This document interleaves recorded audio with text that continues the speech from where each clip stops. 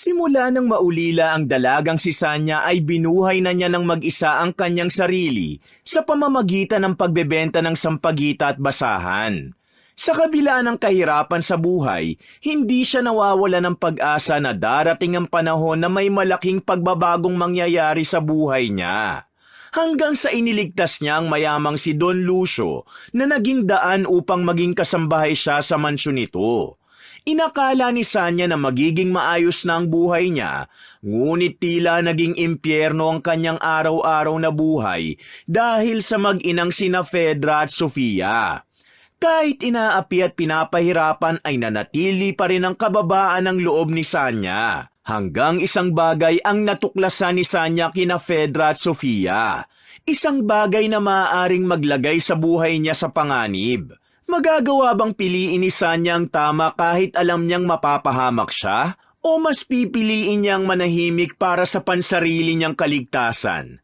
Narito na naman pong muli ang inyong lingkod na si Mr. Hope na hinding-hindi magsasawang magbigay sa inyo ng inspirasyon at pag-asa mula sa ating mga pambihirang kwentong buhay. Sampagita, basahan, bili na po kayo. Bagong-bago po ang aking sampagita at magandang klase po ang aking basahan. Ate, kuya, bili na po kayo. Masiglang alok ng dalagang si Sanya sa mga taong lumalabas sa shopping mall. Si Sanya ay mag-isa na lamang sa buhay. Simula nang mamatay ang lola niya noong nakaraang taon, tuluyan na siyang naging ulila. Ang kanyang ina ay namatay matapos siyang ipanganak, habang ang kanyang ama ay hindi niya alam kung sino at kung nasaan. Ngunit ayon sa kanyang lola, sinabi rito ng nanay ni Sanya na ang tatay niya ay matagal nang patay. Ang pagbebenta ng sampagita at basahan ang ikinabubuhay ni Sanya. Hindi siya nakapagtapos ng high school dahil sa kahirapan. Sinubukan niyang magtapos noon kahit sekundarya, ngunit nang humina na ang katawan ng kanyang lola, kinailangan niya ng kumayod upang makarao sila sa araw-araw. Maya-maya ay umupo si Sanya sa gilid ng shopping mall upang bilangin ang kanyang benta. Kulang pa pala ang pera ko para makabili ako ng kahit kalahating kilo ng bigas. Sana naman may bumili pa sa akin. Bulong ni Sanya sabay buntong hininga. Muling tumayo si Sanya. Isang napakagandang babae na nakasuot ng mamahaling damit ang kumuha ng kanyang atensyon. Maging ang shoulder bag ng babae ay mukhang mamahalin din. Kakalabas lang ng mall ng babae. May hawak itong kape na mula sa kilalang coffee shop. Hinabol ni Sanya ang babae upang alukin ang kanyang mga paninda. Excuse me po, ma'am. Baka po gusto niyo ng sampagita o basahan? Alok ni Sanya sabay taas ng ilang piraso ng kanyang paninda. Umirap ang magandang babae at sinipat si Sanya mula ulo hanggang paa. Excuse me? Do I look like someone who buys that kind of trash? Malamig at mataray na tugon ng babae na may halong pangiinsulto. Bahagyang natigilan si Sanya. Pinilit niyang ngumiti kahit nakaramdam siya ng kirot sa sinabi ng babae. Pasensya na po. Nagbabaka sakali lang po ako. Paghingi ni Sanya ng paumanhin. Don't waste my time ever again. I don't need your dirty flowers and rags. Ilayo mo nga sa akin ang mga yan. Madiin itong wika bago sumimsim ng kape. Napayuko si Sanya at marahang bumuntong hininga. Hinigpitan niya ang hawak sa mga paninda at pinilit tibayan ang loob. Ngunit sa hindi inaasahang pangyayari, may mga naghaharutang estudyante ang bumangga sa likod ni Sanya. Napasubsob siya sa babaeng nasa kanyang harapan. Tumapon tuloy ang kape sa damit nito. Malakas na tumili ang babae habang si Sanya ay nanlaki ang mga mata sa labis na takot. Nagtakbuhan ang mga estudyante matapos makita ang nangyari. Oh my God! Tingnan mo ang ginawa mo! Sigaw ng babae. Pasensya na po, pupunasan ko na lang po ang damit nyo. Akmang pupunasan ni Sanya ng basahan ang damit ng babae, ngunit malakas siya nitong itinulak. Don't you dare touch me with that filthy rag! Do you even know how much this dress costs? Kahit habang buhay ka magtinda ng sampagita at basahan, hindi mo ito mababayaran. Mariing bulyaw ng babae. Pinagtinginan na sila ng mga tao. May mga nagbubulungan pa. Nanginginig ang kamay ni Sanya habang nakahawak sa basahan. Hindi niya malaman kung ano ang kanyang gagawin. Nangingilid na ang luha niya. Do you even know na may importanteng event akong pupuntahan? I'll be attending an exclusive event. Lahat ng high society nandoon. And now, I look like this. Amoy kape, mukhang cheap. Thanks to you. Pagpapatuloy ng babae, pinigilan ni Sanya ang umiyak. Sorry po talaga, hindi ko po sinasadya. Mahinang sagot niya. Sorry? Your sorry is worthless. You don't belong here. Kung ako sa'yo, bumalik ka na lang sa kanto kung saan ka nababagay. People like you should never even come close to people like me. Naintindihan mo? Mataray na wika ng babae. Wala ni isang nagtangkang ipagtanggol si Sanya. Ang babae naman naglakad na palayo. Naiwan si Sanyang nakayuko habang hawak ang kanyang sampagita at basahan. Ramdam niya ang labis na pagkapahiya, ngunit pinilit niyang manatiling matatag. Naglakad si Sanya pabalik sa tabi ng shopping mall habang nakayuko. Kahit paano, nagpasalamat siya na hindi pinabayaran ng babae ang damit nito dahil kung sakali, mababaon siya sa utang ng habang buhay. Muling tiningnan ni Sanya ang babae na pasakay na sa mamahalin nitong sasakyan. Doon niya naisip ang pangarap niya na maging mayaman gaya ng babaeng yun. Ngunit alam niya na sa sandaling maging mayaman siya, hindi siya magiging mapang-api sa mga taong nasa laylayan. Palagi kasi niyang tinatandaan ang paalala ng namayapa niyang lola na kahit makarating si Sanya sa taas, dapat na nakatapak pa rin sa lupa ang kanyang mga paa. Maya-maya ay isang gusgusing batang lalaki ang lumapit kay Sanya. May dalang panindang sigarilyo at candy ang bata. Ang batang yon ay si Andoy. Gaya niya ay isa rin to sa mga nagtitinda sa kalye. Ate Sanya, kumusta na ang benta mo? Paldo na ba? Tanong ni Andoy. Hindi pa nga eh. Hindi pa ako makakabili ng bigas nito. Tapos may hindi pa magandang nangyari. Ani Sanya. Ha? Bakit? Ano nangyari? May pagtatakang tanong ni Andoy.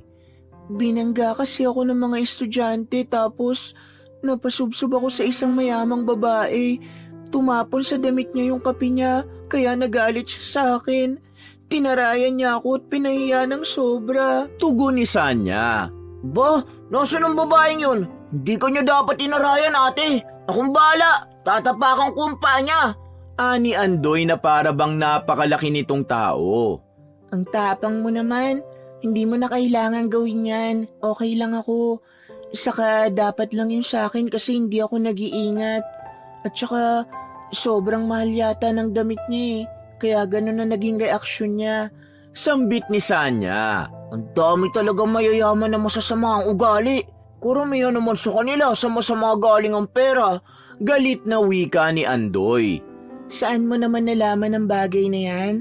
Saka Andoy, hindi lahat ng mayayaman masama ang ugali. Marami pa rin sa kanila ang may mabubuting puso sa mga kagaya nating mahihirap.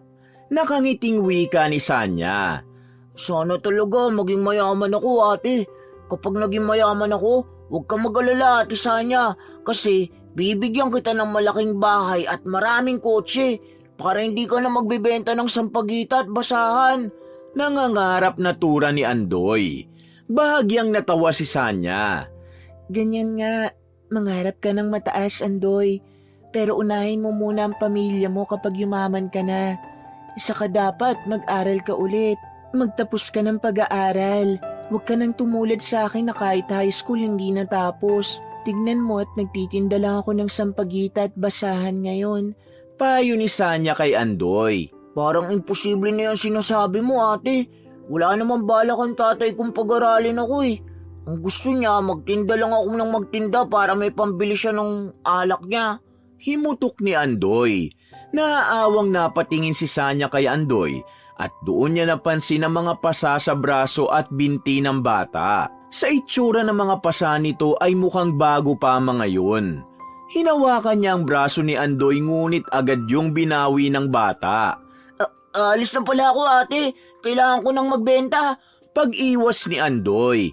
Sandali lang, bakit ang dami mong pasa? Sinaktan ka na naman ng tatay mo, no? Tanong ni Sanya na may halong pag-aalala.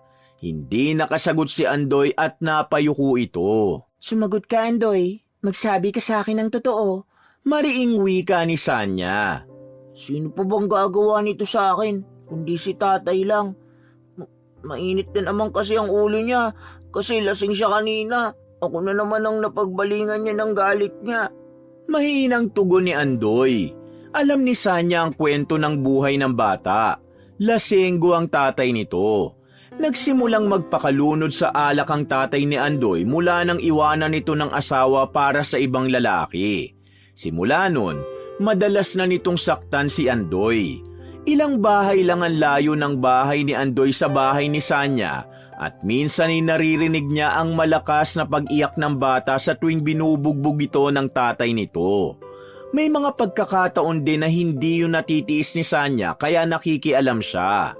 Kapag ginagawa niya yun, nagagalit ang tatay ni Andoy sa kanya at sinasabi nito na wala siyang pakialam. Nito pa, pwede nitong gawin ng kahit ano kay Andoy kasi anak nito ang bata.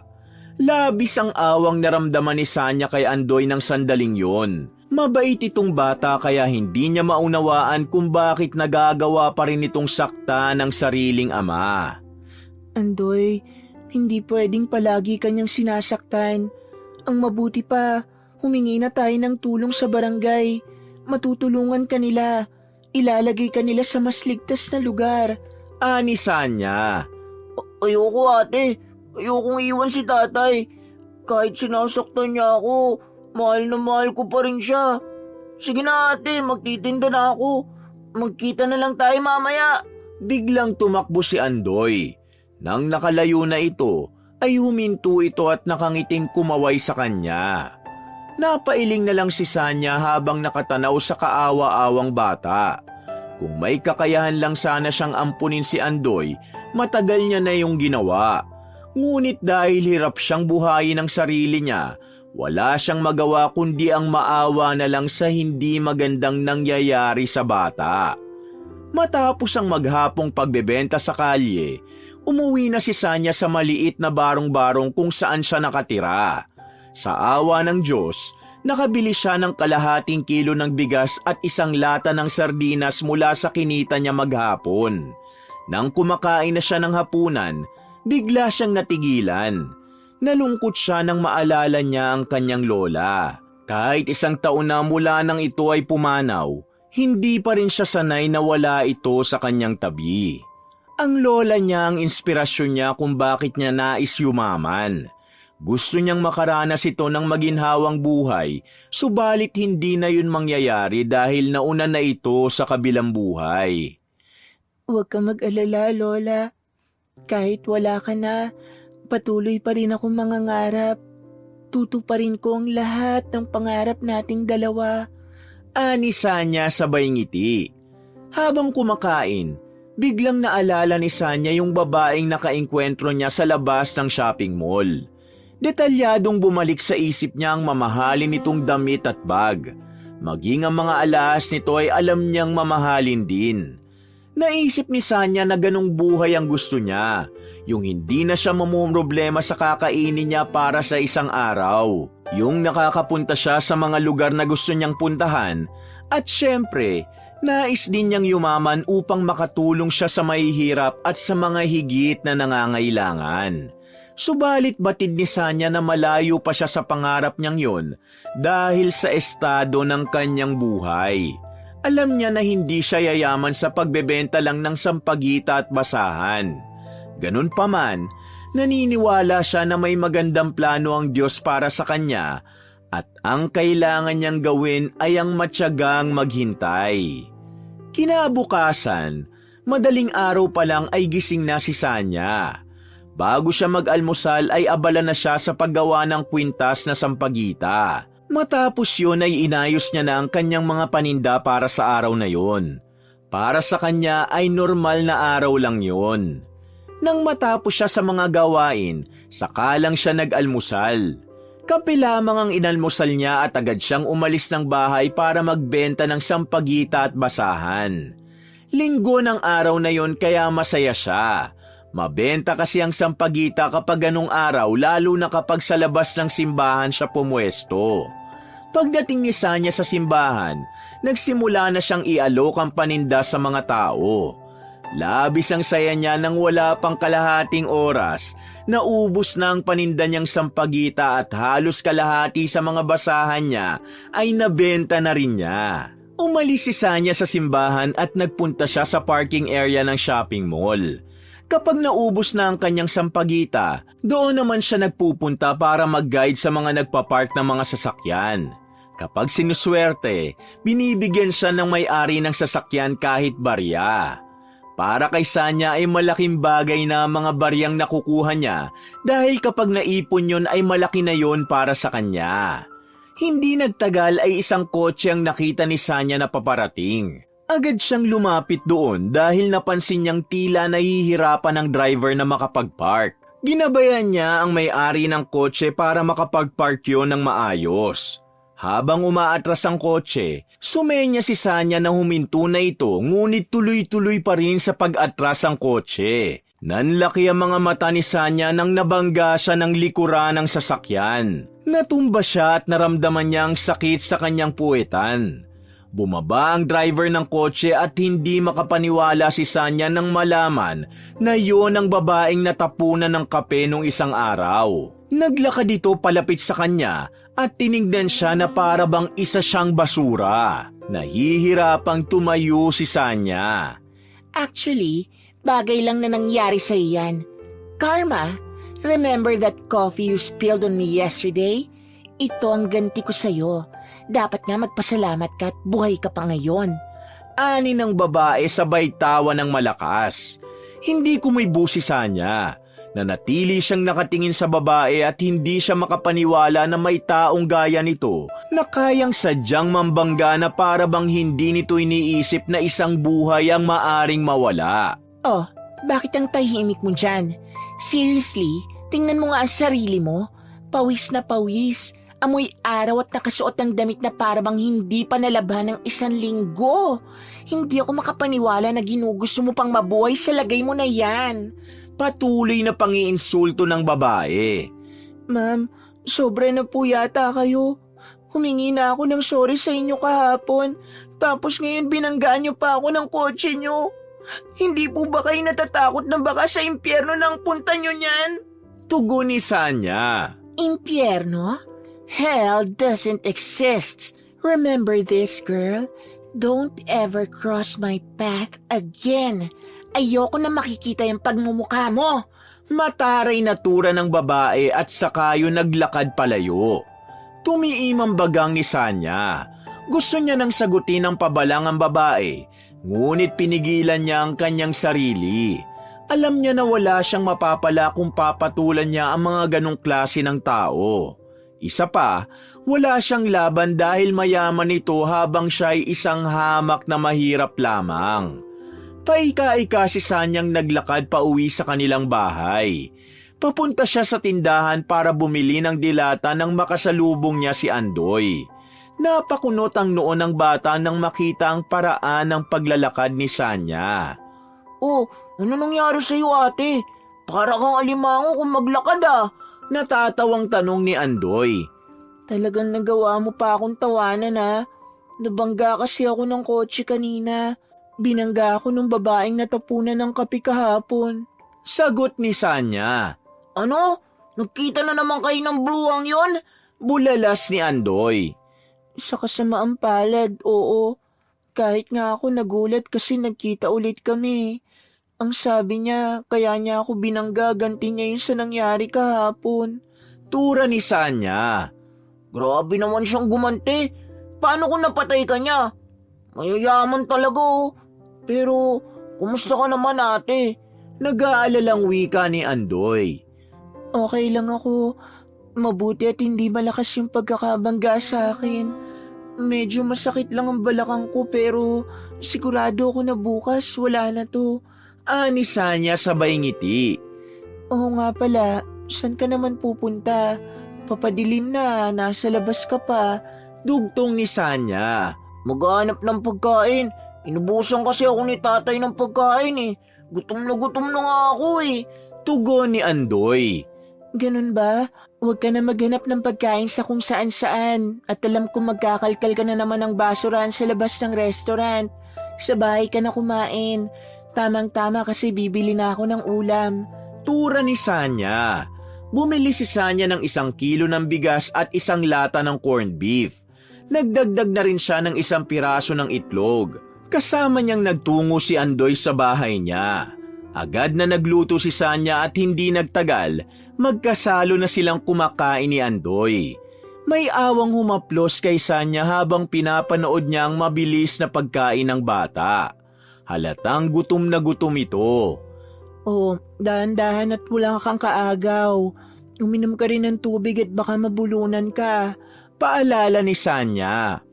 Sorry ate, talagang gutom na ako eh. Kaninang umaga pa kasi ang unang kain ko. Tapos 1 piraso ng pandesal lang yun. Ani Andoy. Kapag wala kang pagkain, pumunta ka lang dito. Hindi ba sinabi ko na yun sa'yo dati pa? Sabi ni Sanya. Sabi kasi ni tatay, huwag na ako makipagkaibigan sa'yo ate. Nagagalit siya kasi madalas pinagsasabihan mo siya kapag pinapalo niya ako. Mahinang wika ni Andoy. Kung tinatrato ka sana niya ng tama, hindi ko siya pagsasabihan. Saka tama lang na may magsabi sa kanya na mali ang ginagawa niya sa'yo. Ewan ko ba sa tatay mo, napakabait mong bata at masipag ka naman, pero sinasaktan ka pa rin niya. Alam mo ba kung magkakaroon ako ng anak, gusto ko kagaya mo. Matapos magsalita ni Sanya ay ngumiti siya kay Andoy. Naiintindihan ko naman si tatay ate. Malungkot lang siya kasi iniwan siya ni nanay. Sa akin niya ibinabaling yung lungkot at galit niya. Ani Andoy. Kahit na mali pa rin siya, wala kang kasalanan sa nangyari. Kaya hindi kanya dapat ginagawang punching bag. Pero saka na tayo mag-usap tungkol sa bagay na yan. Kumain na muna tayo. Kung gusto mo pa may kanin pa sa kaldero. Kumuha ka na lang dun at huwag ka na mahiya. Tura ni Sanya. Salamat ate. Napakabait mo talaga sa akin. Sana payamanin ka ni Lord kasi sigurado ko na marami kang matutulungan. Nakangiting wika ni Andoy. Napangiti si Sanya sa sinabing yon ng bata. Isa talaga yun sa dahilan kung bakit nais niyang yumaman, upang tumulong sa mga nangangailangan. Alam niya kasi ang pakiramdam ng walang-wala at nagugutom, kaya kung pagbibigyan ng Diyos na matupad ang kanyang pangarap na umangat sa buhay, tutulungan niya talaga ang mga taong hirap sa buhay. Nagpatuloy ang normal na mga araw sa buhay ni Sanya. Maaga siyang gigising, mag-aalmusal, maghapong magbebenta at pagkatapos ay uuwi na. Kahit paulit-ulit ang kanyang ginagawa, hindi siya napapagod. Naniniwala siyang darating ang panahon na may malaking pagbabagong mangyayari sa kanyang buhay. Isang gabi, naisipan ni Sanya na dumaan muna sa plaza bago umuwi. Bit-bit niya ang mga natirang sampagita at basahan. Mahina ang kita sa maghapon at nagbakasakali siya na may mga taong bibili sa kanya sa plaza. Umupo si Sanya sa isang mahabang upuan. Lumingon-lingon siya sa paligid. Isang nakaparadang kotse sa hindi kalayuan ang nakita niya. Mula roon, bumaba ang isang matangkad na lalaki. Nilapitan ng 2 lalaki ang may-ari ng sasakyan. Kinabahan si Sanya nang makita niya na tinutukan ng patalim ng isang lalaki ang may-ari ng kotse. Diyos ko, hino-hold up siya. Anong gagawin ko? Kailangan ko siyang tulungan. Bulong ni Sanya. Hindi na nagdalawang isip si Sanya na tumayo at lumapit sa mga lalaki. Doon niya napansin na pilit inaagaw ng isang lalaki ang bag ng matangkad na Ginoo. Hoy, tigilan niyo siya! Mga wala kayong magawa maganda sa buhay! Ang lalaki ng mga katawan niyo! Bakit hindi kayo maghanap ng maayos na trabaho imbis na nang-hold up kayo? Sigaw ni Sanya. Napalingon ng 2 hold-upper sa kanya ngunit tinawanan lang siya ng mga yun. Kung ayaw mo masaktan, umalis ka na! Tura ng isang hold-upper. Tumiim ang bagang ni Sanya. Tumakbo siya palapit at malakas niyang inihampas ang sampagita sa mukha ng may hawak ng patalim. Mabilis niyang inagaw dito ang patalim at itinutok niya yon sa mga hold-upper. Sige, subukan niyo lumapit at magkakaroon kayo ng gripo sa tagiliran. Huwag niyo ako susubukan. Hindi ako natatakot sa inyo. Matapang na sigaw ni Sanya kahit ang totoo, takot na siya. Hindi niya maunawaan kung bakit bigla siyang nagkaroon ng lakas ng loob na tulungan ng lalaki kahit alam niyang maaari siyang mapahamak. Tila nagawang sindakin ni Sanya ang mga hold-upper kaya nagsitakbuhan ang mga yun palayo. Nang wala na ang mga hold-upper ay napahawak siya sa kanyang dibdib. Ay, salamat, Diyos ko. Akala ko manlalaban pa sila. Bulalas ni Sanya. Umarap si Sanya sa lalaki. Doon niya nalaman na may edad na ito at sa bihis nito, alam niya na mayaman ang Ginoo. Okay lang po ba kayo? Hindi po ba kayo nasaktan? Tanong ni Sanya. Okay lang ako. Maraming salamat sa pagtulong mo sa akin.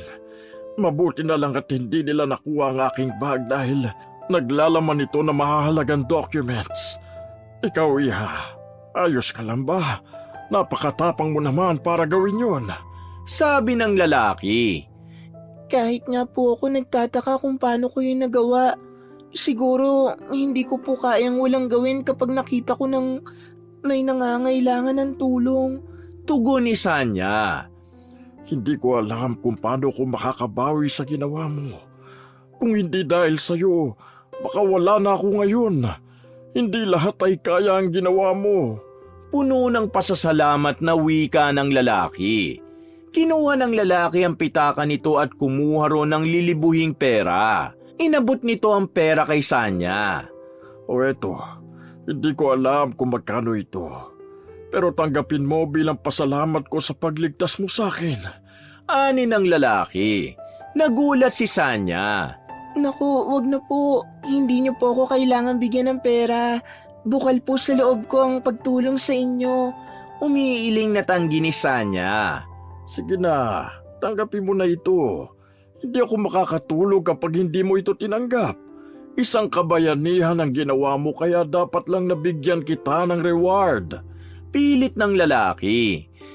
Pasensya na po pero hindi ko po talaga matatanggap yan.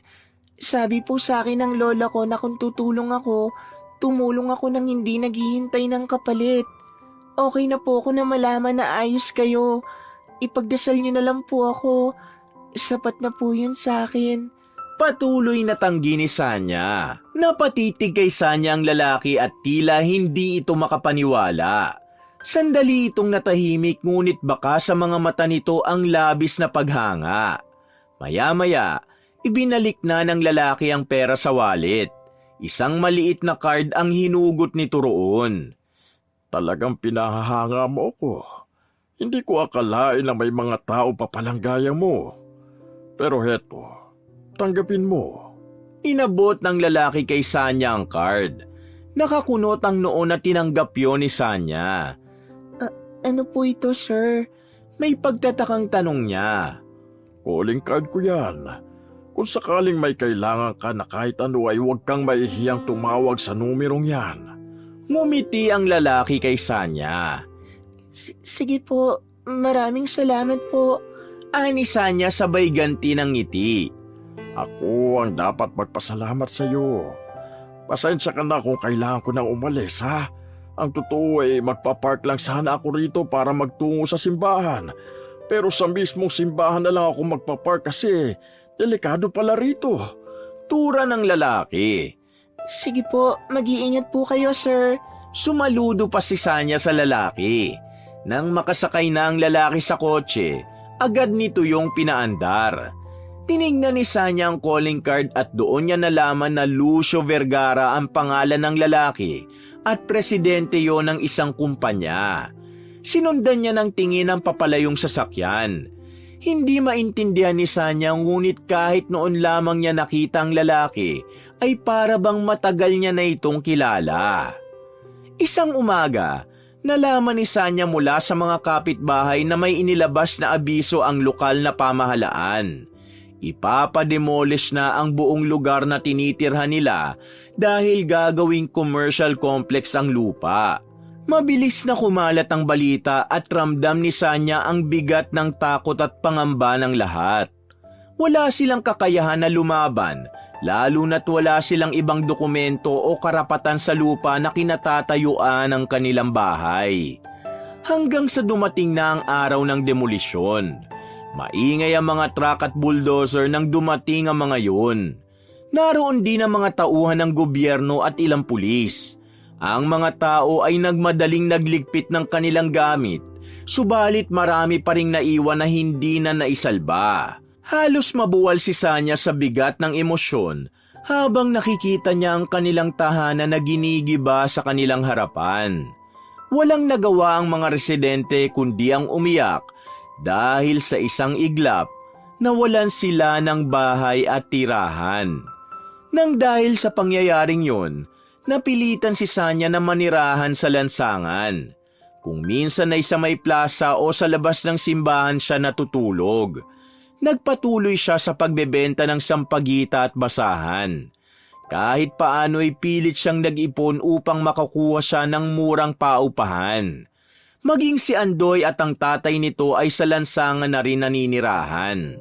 Isang gabi, habang natutulog si Sanya sa plaza, nagising siya nang may isang lasing na lalaki ang hinaplos ang kanyang binti. Napasigaw si Sanya ngunit mabilis na tinakpan ng lalaki ang bibig niya gamit ang kamay nito. Tinuhod ni Sanya ang pagitan ng hita ng lalaki at saka siya mabilis na tumakbo. Takot na takot siyang nagtago sa gilid ng isang saradong tindahan at nagdasal siya na sana'y hindi siya sundan doon ng lalaki. Napagtanto ni Sanya na hindi ligtas ang lansangan para sa mga kagaya niyang babae. Kaya naman isang desisyon ang kanyang nabuo. Nagtungo siya sa isang payphone at tinawagan niya ang numero na nasa calling card ni Don Lucio. Hello po. Ito po ba yung number ni Don Lucio Vergara? Tanong ni Sanya. Isang babae na may edad na ang sumagot. Yes, ano pong kailangan nila? Tanong ng babae sa kabilang linya. Gusto ko po sanang makausap si Don Lucio. Pakisabi po, ako yung tumulong sa kanya sa plaza. Tugon ni Sanya. Sinabi ng babae na maghintay siya ng sandali. Tumahimik ang kabilang linya at hindi nagtagal, narinig na ni Sanya ang boses ni Don Lucio. Hello? Ikaw ba talaga yung babaeng nagligtas sa akin? Ano nga pala ang pangalan mo? Pasensya na at hindi ko na naitanong sa'yo. Tura ni Don Lucio. Ako po si Sanya. Sorry po kung tumawag po ako sa inyo ng ganito kaaga. Hindi na rin po ako magpapaligoy-ligoy. Na-demolish po kasi yung lugar kung saan ako nakatira eh. Sa lansangan na lang po ako nakatira ngayon. Panimula ni Sanya. Diyos ko, nakakaawa ka naman. Kung gusto mo ipahihiram ko sa iyo yung condo unit ko. Pwede ka roon habang wala pang nahahanap na bagong tirahan. Alok ni Don Lucio. Naku, wag na po at nakakahiya na masyado. Tumawag po ako sa inyo kasi nagbabakasakali po ako na matulungan niyo ako makahanap ng trabaho. Ani Sanya. Sandali. Alam mo, tamang-tama. Umalis yung isang kasambahay namin. Kung okay lang sa'yo, ikaw na lang ang pumalis sa kanya. Kaya mo ba magtrabaho bilang kasambahay, Sanya? Oo naman po, kayang-kaya ko po. Hindi lang ako sa gawaing bahay marunong, kundi marunong din po ako magluto. Hindi ko na po tatanggihan ng alok nyo kasi kailangan ko po talaga ng tirahan at trabaho.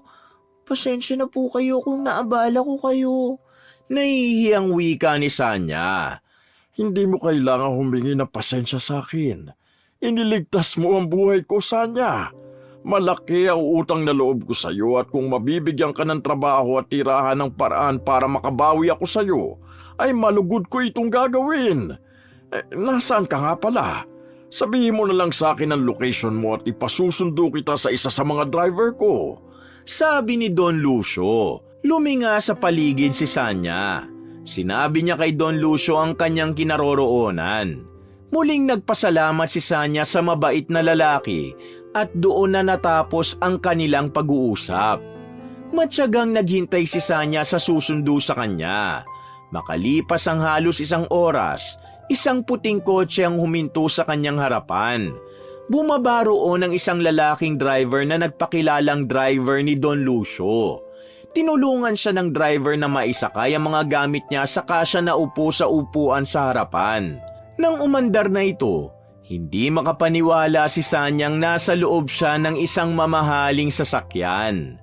Matapos ang 1 oras, pumasok na ang sasakyan sa isang napakalawak na bakuran.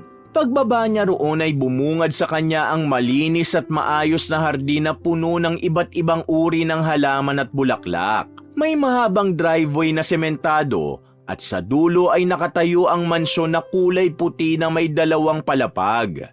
Pagpasok sa loob ng malaking bahay, sinalubong si Sanya ng malamig na simoy ng aircon at ng malawak na sala. Ang sahig ay gawa sa makintab na marmol at sa gitna ay may malaking carpet na may disenyo. May chandelier na nakasabit mula sa mataas na kisame na nagbibigay ng eleganteng liwanag sa paligid. Malalaki ang mga sofa na kulay cream at sa dingding ay nakasabit ang mga painting na halatang galing sa kilalang pintor. Sa isang gilid, may malaking piano at sa kabila naman ay bookshelf na puno ng mga libro. Hanggang sa isang nakauniporming kasambahay ang lumapit kay Sanya. Isa yung matandang babae na palaging nakangiti. Ikaw ba si Sanya? Tanong ng matandang babae. Opo, ako nga po. Nahihiyang sagot ni Sanya. Ako si Carlota. Pero pwede mo kong tawagin na Manang Carlota. Ako ang mayordoma rito. Tumawag sa akin kanina si Don Lucio at nasabi nga niyang tungkol sa'yo. Sa wakas at meron na rin kapalit yung umalis na kasambahay. Halika, sasamahan kita sa kwarto natin. Anyaya ni Manang Carlota. Sumunod si Sanya kay Manang Carlota habang panay ang linga niya sa paligid. Labis ang pagkamangha niya sa karangyaang nakapaligid sa kanya. Dinala siya ni Manang Carlota sa maid's room. Doon ay ipinaliwanag nito ang mga dapat niyang gawin. Mabilis namang naunawaan ni Sanya ang mga sinabi ng matandang babae. Si Don Lucio lang po ba ang amo natin, Manang? Tanong ni Sanya. Nako, hindi. Dito rin nakatira yung asawa ni Don Lucio at anak nito. Pero hindi anak ni Don Lucio yung anak ng asawa niya. Sagot ni Manang Carlota. Paano po nangyari yun? Naguguluhang tanong ni Sanya. Kasi may anak na si Ma'am Fedra nang pakasalan siya ni Don Lucio. Si Sofia ang anak ni Ma'am Fedra. Ngayon pa lang bibigyan na kita ng babala ha. Kay Don Lucio, wala kang magiging problema kasi napakabait niya. Pero kina Ma'am Fedra at Sofia, pwede kang magkaroon ng problema. Halos pabulong na wika ni Manang Carlota na para bang natatakot itong may ibang makarinig sa sinasabi nito. Bakit po? Ano po ba ang pwede kong maging problema sa kanila? Tanong ni Sanya na may halong kaba. Malaki. Ayaw nila na mabagal kumilos. Kapag may inutos sila, dapat susunod at magagawa mo agad. Ayaw din nila na magkakamali ka.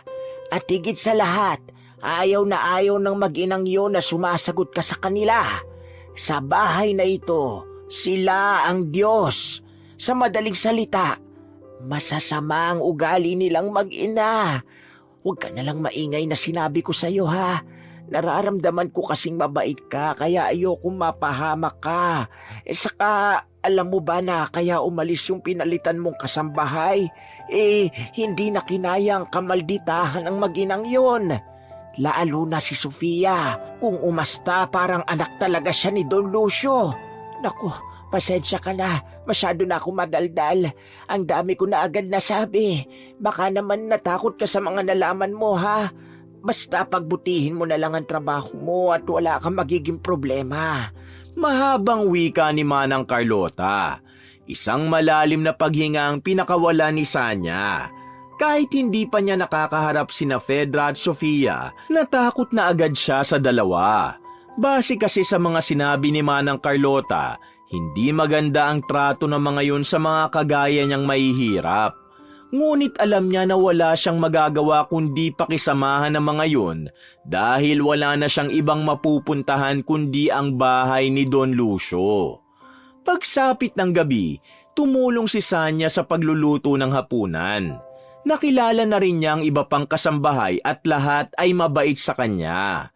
Pinakita ni Manang Carlota kung paano hiwain ng pantay ang mga gulay at kung paano gamitin ang malalaking kaserola na alam ni Sanya na mamahalin.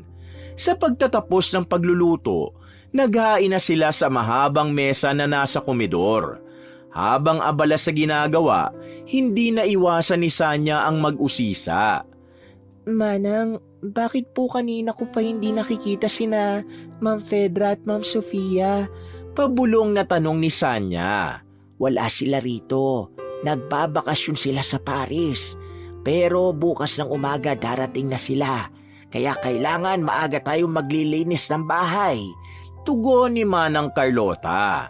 Hindi nagtagal, sinabi ng isang kasambahay na dumating na si Don Lucio. Humanay si Sanya kasama ang lahat ng kasambahay sa may sala. Maya-maya ay pumasok na si Don Lucio. Agad na kinuha ng isang kasambahay ang dala nitong suitcase. Sabay-sabay na bumati ng magandang gabi ang lahat kay Don Lucio. Don Lucio, narito na po pala si Sanya. Nasabi ko na rin po sa kanya ang lahat ng kailangan niyang malaman. Ani Manang Carlota sa kanilang amo. Mabuti naman at nandito ka na, Sanya. Gusto ko ulit magpasalamat sa iyo sa pagligtas mo sa aking buhay. Nakangiting wika ni Don Lucio. Walang anuman po. Maraming salamat din po sa pagtanggap niyo sa akin dito sa bahay niyo. Tila nahihiyang tugon ni Sanya. Isang karangalan para sa akin ang matulungan ka. Oo nga pala, Manang. Anong niluto niyo ngayong hapunan? Tanong ni Don Lucio kay Manang Carlota. Nagluto ako ng paborito mong kalderetang baka, Don Lucio. Nakahain na po ang mesa kaya pwede na kayong kumain. Ani Manang Carlota. Nagpalit muna ng damit si Don Lucio sa kwarto nito sa itaas. Makalipas ang ilang sandali, dumulog na ito sa hapagkainan. Nasa tabi si Sanya at naghihintay ng kung anong iuutos ng kanilang amo.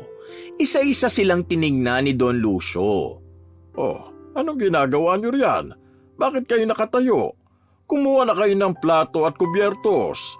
Saluhan niyo ko sa hapunan. Huwag kayong mag-alala dahil wala rito sina Fedra at Sofia.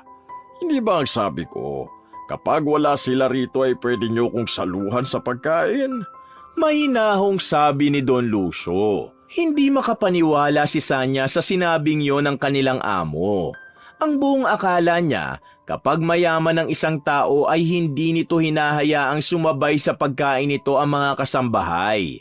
Dahil sa bagay na yon, nasabi ni Sanya sa kanyang sarili na hindi lahat ng mayaman ay masama ang ugali. May mga gaya pa rin ni Don Lucio na mabait sa mga kagaya niyang mahihirap. Nang matapos na ang mga gawain ni Sanya, nagtungo na sila ni Manang Carlota sa kanilang kwarto. Magkatabi ang higaan nilang dalawa. Hindi magawang makatulog ni Sanya dahil namamahay siya. Maya-maya ay humarap siya kay Manang Carlota. Manang Carlota, Mahinang tawag ni Sanya. Napalingon ang mayordoma kay Sanya. ano yon? Tanong ni Manang Carlota. Hindi po ako makatulog. Pwede po bang magkwentuhan tayo hanggang sa antukin ako? Tanong ni Sanya. Pwede naman. Hindi pa rin kasi ako inaantok. Ano ba ang gusto mong pag-usapan? Ani Manang Carlota. Sandaling nag-isip si Sanya bago siya nagsalita. Si Don Lucio, sobrang yaman po niya, no? Wika ni Sanya. Nako, sobrang yaman niya talaga. Siya ang presidente ng Vergara Global Foods Corporation. Isa sa pinakamalaking kumpanya ng mga imported at lokal na pagkain dito sa bansa. Maraming humahanga sa kanya, hindi lang dahil sa yaman, kundi dahil din sa sipag at talino niya sa negosyo. Pero higit doon, Mabuti siyang tao. Sagot ni Manang Carlota. Kaya nga po, sobrang bait po niya eh. Hanggang ngayon nga po, hindi ako makapaniwala na tinanggap niya ako bilang kasambahay dito sa bahay niya. Kahit hindi pa niya ako kilala ng lubusan. Anisan niya. Mabait kasi talaga si Don Lucio sa mga kagaya nating mahihirap. Hindi na ako nagtataka kasi siya mismo ay galing din sa hirap. Nangarap siya at nagsipag kaya naabot niya ang kinalalagyan niya ngayon. Alam niya ang pakiramdam kung paano ang maging mahirap. Kaya ganun siya sa mga gaya natin. Nakangiting sambit ni Manang Carlota. Ang swerte po pala natin kasi siya ang amo natin. Masayang tura ni Sanya. Ay totoo yung sinabi mo. O paano? Bigla na ako'y nantok eh. Ikaw ay matulog na rin dahil maaga tayong gigising bukas. Darating na sila Ma'am Fedra at Sofia kaya maghanda ka. Matapos yung sabihin ni Manang Carlota, tumagilid na ito ng pagkakahiga. Bumalik ang kaba sa dibdib ni Sanya nang maalala niya na bukas ay makikilala niya na ang mga amo nilang babae. Ipinagdasal niya na sana ay wala siyang maging problema sa dalawa. Makalipas ang ilang sandali, nakaramdam na ng antok si Sanya. Nang ipikit niya ang kanyang mga mata, agad na rin naman siyang nakatulog. Kinabukasan, madaling araw pa lang ay abala na ang lahat ng kasambahay sa mansyon ni Don Lucio. Si Sanya ay tumulong sa pagluluto sa kusina, habang ang iba naman ay abala sa paglilinis. Matapos magluto ay sakto na sinabi ni Manang Carlota na dumating na sina Fedra at Sofia. Agad na humanay sina Sanya sa may sala upang salubungin ang mag-ina. Bumukas ang malaking pinto at unang pumasok ang isang may edad ngunit sopistikadang babae. Nahinuha ni Sonia na yun si Fedra. Nakasunod dito ang 4 na kasambahay na may bitbit ng malalaking maleta. Hindi nagtagal, sumunod dito ang isang dalaga na mestisa at napakaganda. Namilog ang mga mata ni Sanya nang malaman niya na ang dalagang yon ay ang babaeng nagmaldita sa kanya dahil aksidente itong natapunan ng kape ng dahil sa kanya. Alam niya na yun si Sofia kaya mas lalo siyang kinabahan. My God, the traffic was insane! Mataray na reklamo ni Sofia. Ano pa ba ang ine-expect mo, Sofia? Nasa Pilipinas na tayo. Tura naman ni Fedra. Nang mapatingin si Sofia kay Sanya ay nanlamig siya ng gusto. Maging si Sofia ay hindi makapaniwala pagkakita sa kanya. Agad siya nitong nilapitan. Wait a second. You again? Anong ginagawa mo ritong babae ka? Singhal ni Sofia kay Sanya na may kasama pang pagduro. Ma'am, siya si Sanya. Bago niyong kasambahay. Pagpapakilala ni Manang Carlota. Unbelievable! Mommy, this is the girl. The one who spilled coffee all over me. Napakaliit naman ng mundo at dito ka pa talaga nagtatrabaho? Mataray na sigaw ni Sofia. Ma'am, pasensya na po talaga sa nangyari. Hindi ko po yan sinasadya. Nakayukong wika ni Sanya. I can't believe this. Hindi na babagay ang kagaya mo sa bahay na ito, no? Umalis ka na. Hindi ka namin kailangan dito. Kaya namin makahanap agad ng kapalit mo. Ano pang ginatayo-tayo mo dyan? Mag-empake ka na at umalis ka na. Pagtataboy ni Sofia, nanatiling nakayuko si Sanya. Gusto niyang magpaliwanag ngunit tila umurong ang kanyang dila. Wala siyang lakas ng loob na tumingin kay Sofia. Hanggang sa biglang bumaba si Don Lucio mula sa ikalawang palapag ng bahay. Tumayo ito sa harapan ni Sofia. Hindi mo pwedeng paalisin si Sanya sa pamamahay ko, Sofia. Hindi ikaw ang magdedesisyon kung sino mananatili o aalis sa bahay na ito. Maautoridad na pahayag ni Don Lucio. Pero Lucio, narinig mo naman siguro ang sinabi ni Sofia. Natapunan siya ng kape dahil sa babaeng yan. Ibig sabihin hindi siya maingat. Baka puro kapalpakan lang ang gawin niyan dito. At kilala mo ko, Lucio, ayoko sa palpakan trabaho. Si Sanya ang nagligtas ng aking buhay. Kung hindi dahil sa kanya ay baka napatay na ako ng mga hold-upper. Ang pagbibigay ko sa kanya ng trabaho ang tanging magagawa ko para sa kanya. Sofia, Kung ano man ang hindi magandang namagitan sa inyo ni Sanya ay kalimutan mo na yon. Nagkakaintindihan ba tayo? Ani Don Lucio sabay tingin ng diretso kay Sofia. Matalim ang mga matang tinignan ni Sofia si Sanya at saka ito padabog na umakyat sa hagdan.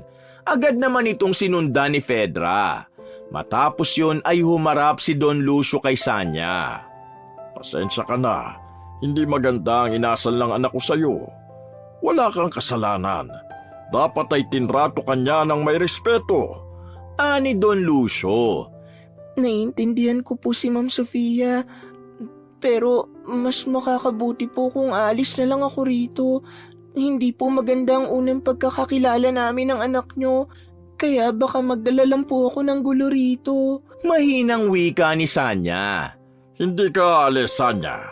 Mananatili ka rito. Huwag mo siyang pansinin. Ako pa rin ang masusunod dahil pamamahay ko ito. Basta gawin mo lang na maayos ang trabaho mo at wala tayong magiging problema. Giit ni Don Lucio.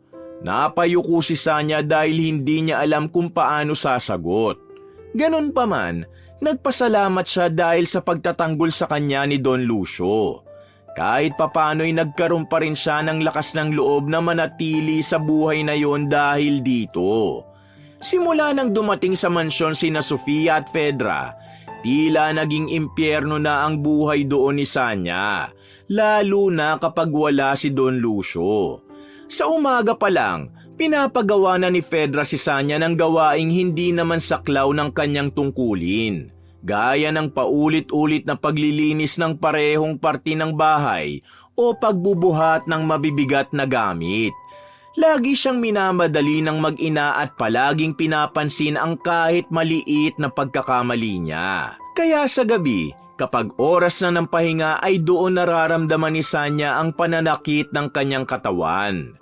Sa kabila ng lahat, mas pinili niyang magtiis dahil naniniwala siya na wala siyang karapatan na magreklamo dahil amo niya sina Sofia at Fedra habang siya ay isang hamak na kasambahay lamang. Isang umaga, nasa dirty kitchen si Sanya habang naglalaban ng isang makapal na kubrekama. Nang makita niya si Manang Carlota ay agad siya nitong pinigilan sa kanyang ginagawa. Ano bang ginagawa mo, Sanya? Bakit mano-mano mong nilalaban yan? May washing machine dito. Doon mo yan laban. Ani Manang Carlota. Ang sabi po kasi ni Sofia, laban ko ito gamit ang kamay ko. Sumusunod lang po ako sa utos niya. Saka wag po kayo mag-alala kasi sanay po ako na maglaba gamit ang mga kamay. May nahong wika ni Sanya sabay ngiti upang ipakita kay Manang Carlota na ayos lang siya. Ay nako, wala na talagang ginawa ang mag-inang yon kundi ang pahirapan ka. Nako, kapag hindi talaga ako nakapagpigil, isusumbong ko sila kay Don Lucio. Gigil na tura ni Manang Carlota. Anong sinabi mo, Manang? Magsusumbong ka kay Daddy? Nagulat sila nang narinig nila ang mataray na boses ni Sofia. Naglakad ito palapit sa kanila habang nakahalukip-kip at nakataas ang isang kilay. Kasi halatang pinahihirapan niyo si Sanya. Pwede naman niyang laban itong kubrekama na washing machine ang gamit. Paliwanag ni Manang Carlota. Sa gusto kong laban niya yun sa ganyan eh. May magagawa ka ba? At subukan mo lang na magsumbong kay Daddy dahil sisiguraduhin ko na aalis kayong dalawa sa bahay na ito. May pagbabantang wika ni Sofia at saka ito umalis. Hinawakan ni Sanya sa braso ang matandang babae. Manang, pakiusap. Huwag na po kayo magsumbong kay Don Lucio. Ayos lang po talaga ako. Wala kayong dapat na ipag-alala. Ayoko madamay pa kayo sa galit sa akin ni Sofia. Nakikiusap na wika ni Sanya. Oo na, sige na. Pero kapag talagang sumobra na mag-inang yon, pasensyahan tayo. Pero makakarating talaga kay Don Lucio ang ginagawa nila sa'yo. Halos mamula na ang mukha ni Manang Carlota sa labis na inis. Nang iwanan si Sanya ni Manang Carlota, ipinagpatuloy niya na ang paglalaba. Masakit na ang mga kamay niya ngunit alam niyang wala siyang magagawa kundi ang magtiis. Kailangan niyang tiisin ang hindi magandang pagtrato sa kanya ni na Sofia at Fedra upang hindi siya mawala ng trabaho at tirahan. Isang hapon, habang nagdidilig ng halaman si Sanya sa may tabi ng malaking swimming pool, nilapitan siya ni Don Lucio. Inutusan siya nitong dalhan niya ito ng black coffee sa pool area. Tumalima agad si Sanya sa utos ng kanyang amo. Nagtungo siya sa kusina upang magtimpla ng kape. Pagkatapos ay dinala niya yon kay Don Lucio na nakaupo sa may tabi ng pool. May kailangan pa po ba kayo? Magalang na tanong ni Sanya. Wala na. Pero maaari bang maupo ka muna? Gusto ko lang na makakausap. Wala kasi sina Fedra at Sofia dahil umalis sila para mag-shopping. Kanina pa nga sila wala rito sa bahay. Palagi na lang silang umaalis nang hindi ako kasama. May lungkot sa mga matang wika ni Don Lucio. Naramdaman ni Sanya ang kalungkutan na bumabalot kay Don Lucio, kaya hindi na siya nagdalawang isip na umupo sa upuang nasa harapan nito. Nasaan pala ang pamilya mo, Sanya? Pasensya ka na sa tanong ko pero gusto lang kitang mas makilala dahil dito ka na nakatira sa bahay ko. Ani Don Lucio. Uli lang lubos na po ako. Kamamatay lang po ng lola ko nung nakaraang taon. Ang nanay ko naman po, namatay nung ipinanganak ako. Yung tatay ko po ang sabi ng lola ko, patay na rin. Sagot ni Sanya. Hindi ko na pala dapat itinanong yun sa'yo. Nalungkot ka pa tuloy. Tura ni Don Lucio. Ngumiti si Sanya. Okay lang po. Ano pala ang trabaho mo dati? Tanong ni Don Lucio. Nagtitinda po ako ng sampagita at basahan. Ang totoo po niyan, inalo ko noon si Ma'am Sofia kaya nangyari yung napasubsob ako sa kanya at natapon sa damit niya ang hawak niyang kape. Pagkukwento ni Sanya. Bumuntong hininga si Don Lucio sabay iling. Ako na ang humihingi ng pasensya para kay Sofia. Alam ko na hindi mo kasalanan ang nangyaring yon dahil kilala ko si Sofia. Mataas ang tingin niya sa kanyang sarili at hindi siya marunong magpakumbaba. Natatakot tuloy ako para sa kanya kasi baka makaharap siya ng tao na magtuturo sa kanya para maging mabuti. Bakas ang lungkot sa pagsasalita ni Don Lucio. Tumahimik si Sanya dahil hindi niya alam kung ano ang isasagot. Hanggang sa muling nagsalita si Don Lucio upang magpatuloy ang kanilang pag-uusap. Sa totoo lang, nahihirapan akong baguhin ang ugali ni Sofia, lalo na't kinukonsinti siya ni Fedra. Dalagitan na kasi si Sofia ng pakasalan ko si Fedra. Hindi ko alam kung anong klaseng pagpapalaki ang ginawa ni Fedra sa kanyang anak. Siguro naman ay alam mong stepdaughter ko si Sofia. Ani Don Lucio. Opo, alam ko. Nasabi na po sa akin ni Manang Carlota. Tugon ni Sanya. Nagpatuloy ang pag-uusap ni Sanya at Don Lucio tungkol sa iba pang mga bagay. Nang dahil sa pag-uusap na yon, mas lalo pa nilang nakilala ang isa't isa. Hanggang sa tinawag ni Manang Carlota si Sanya.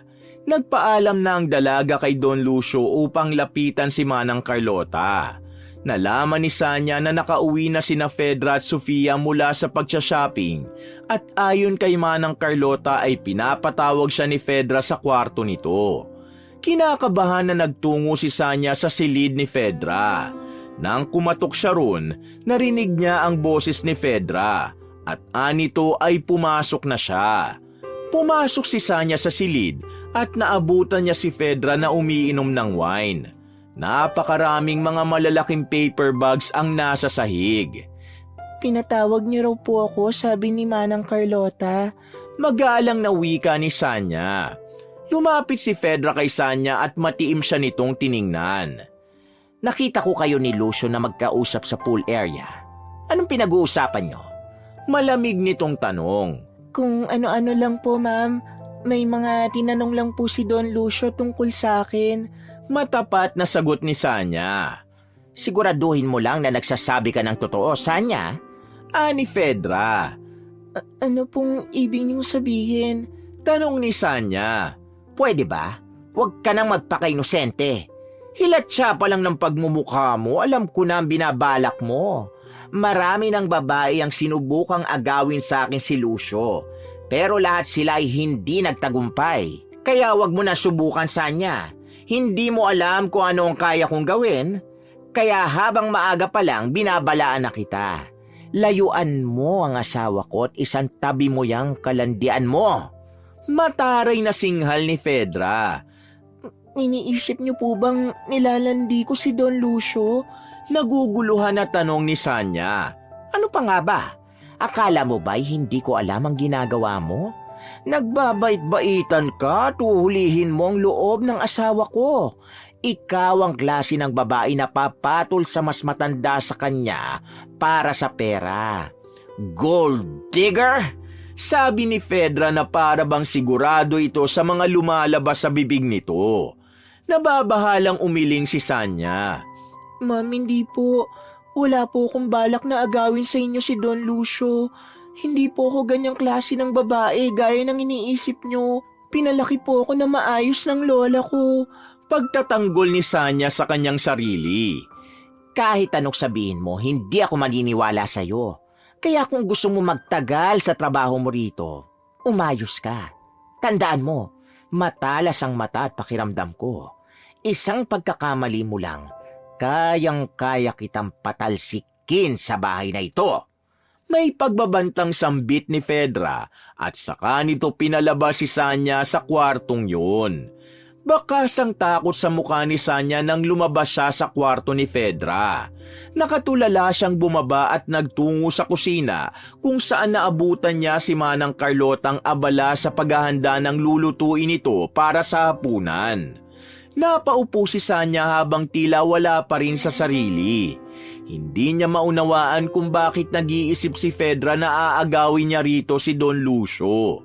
Kung tutuusin, parang tatay na niya si Don Lucio. Napapitlag si Sanya nang tapikin ni Manang Carlota ang braso niya. May pagtataka siyang tumingin sa matandang babae. Bakit po, Manang? Tanong ni Sanya. Ano bang nangyayari sa'yo? Kanina ko pa sinasabi sa'yo na pakihiwa ang sibuyas pero parang wala ka sa sarili mo. May nangyari ba? Pinagalitan ka ba ni Ma'am Fedra? Usisa ni Manang Carlota. Hindi po, may iniisip lang po ako. Tugon ni Sanya. Sigurado ka ba? Tandaan mo, parang nanay mo na ako ha. Pwede mong sabihin sa akin kung ano man niyang gumugulo sa utak mo. Nag-aalalang wika ni Manang Carlota. Ngumiti lang si Sanya. Hindi niya kasi alam kung dapat ba niyang sabihin kay Manang Carlota ang mga sinabi sa kanya ni Fedra. Nang sandaling yon, nagdesisyon siyang sarilinin muna ang bagay na yon at naisip niya na dapat siyang umiwas kay Don Lucio kahit mahirap yung gawin dahil nakatira sila sa iisang bubong. Sa unang sahod ni Sanya, nag-grocery siya. Hinanap niya si Andoy sa lugar kung saan alam niya na naroon ito. Hindi siya nahirapang hanapin si Andoy dahil nakita niyang nagbebenta pa rin to ng sigarilyo at candy sa plaza. Tuwang-tuwa si Andoy nang makita si Sanya. Agad siya nitong niyakap at halos maiyak ito. Ate, saan ka ba nagpunta? Ang tagal na kita hinahanap eh. Akala ko kung ano na nangyari sa'yo. Naluluhang wika ni Andoy. Pasensya ka na kung hindi na ako nakapagpaalam sa'yo ha. May maayos na akong trabaho, Andoy. Isa na akong kasambahay. Masayang balita ni Sanya. Talaga ate, buti naman at may tirahan ka na ngayon. Kami kasi ni tatay, hanggang ngayon sa lansangan pa rin nakatira eh. Di ko nga alam kung magkakaroon pa ulit kami ng bahay. Ani Andoy. Huwag kang mag-alala, may awa ang Diyos basta magdasal ka lang palagi. Oo nga pala, nag-grocery ako para sa'yo. Meron ditong bigas, tinapay, delata at kung ano-ano pa. Pasensya ka na kung yan lang ang nakayanan ko ha. Tura ni Sanya at inabot niya kay Andoy ang 2 eco bag. Hindi makapaniwalang kinuha yun ni Andoy. Wow, ang dami naman ito ate Sanya. Salamat ha, kasi hindi mo ako kinakalimutan. Kumusta ka naman sa pinagtatrabahuan mo ate? Mababait ba ang amo mo? Tanong ng bata. Hindi agad nakasagot si Sanya. Pinag-isipan niya kung dapat ba niyang sabihin kay Andoy ang totoong pinagdadaanan niya sa mansyon ni Don Lucio. Hanggang sa naisip niya na kailangan niya ng isang taong makikinig sa lahat ng hirap na nararanasan niya. Ayoko magsinungaling sa'yo, Andoy. Sa kasamaang palad, hindi maganda ang trato sa akin ng dalawa kong amo na babae. Doon pala nakatira yung babaeng natapunan ng kape ng dahil sa akin. Kaya madalas, pinapahirapan nila ako ng nanay niya. Pag-amin ni Sanya. Ano? Totoo ba yan, ate? Napakaliit talaga ng mundo, no? Pero gusto mo ba, resbakan ko yung maginang yun, te? Sabi ni Andoy. Naku, hindi na kailangan. Kaya ko naman magtiis eh. Saka mabait naman yung amo kong lalaki. Kaya kahit paano nakakaranas ako ng kabutihan sa bahay na yon. Mababait din ang mga katrabaho ko roon, lalo na si Manang Carlota. Basta huwag ka mag-alala, Andoy. Hindi kita pababayaan. Tutulungan pa rin kita sa paraan na kaya ko. Ngumiti si Sanya kay Andoy at ginulo niya ang buhok nito. Matapos makipagkita ni Sanya kay Andoy, umuwi na agad siya sa mansyon. Kahit papano ay masaya siya na nakatulong siya kahit papano kay Andoy. Ngunit pagkapasok niya sa mansyon, agad na bumungad ang nakataas na kilay at nakahalukip-kip na si Sofia na para bang kanina pa siya nito hinihintay. Wow! Look who finally decided to show up. Akala mo kung sinong prinsesa? Saan ka galing, ha? Sarkastikong bungad ni Sofia sabay irap. Kinabahan si Sanya, ngunit sinikap niyang magsalita ng maayos. Ma'am, day off ko po ngayon. Nakipagkita lang ako sa kaibigan ko. Tugon ni Sanya. Day off? Don't give me that excuse. Wala kang karapatang mawala dito nang hindi ko alam. This is not some cheap boarding house, okay? This is our house. Hindi ka pwedeng umalis at bumalik dito kung kailan mo gusto. Mataray na wika ni Sofia. Sorry po talaga, ma'am. Sa susunod po, magpapaalam na ako sa inyo kapag may pupuntahan ako kahit day off ko. Ani Sanya. Stop it! Ang dami mo talagang palusot. Hindi ko alam kung ano nakita ni Daddy sa'yo at pinatuloy ka niya rito sa bahay namin. Anyway, may pagagawa ko sa'yo. Bagong linis yung pool. Here's what you're going to do.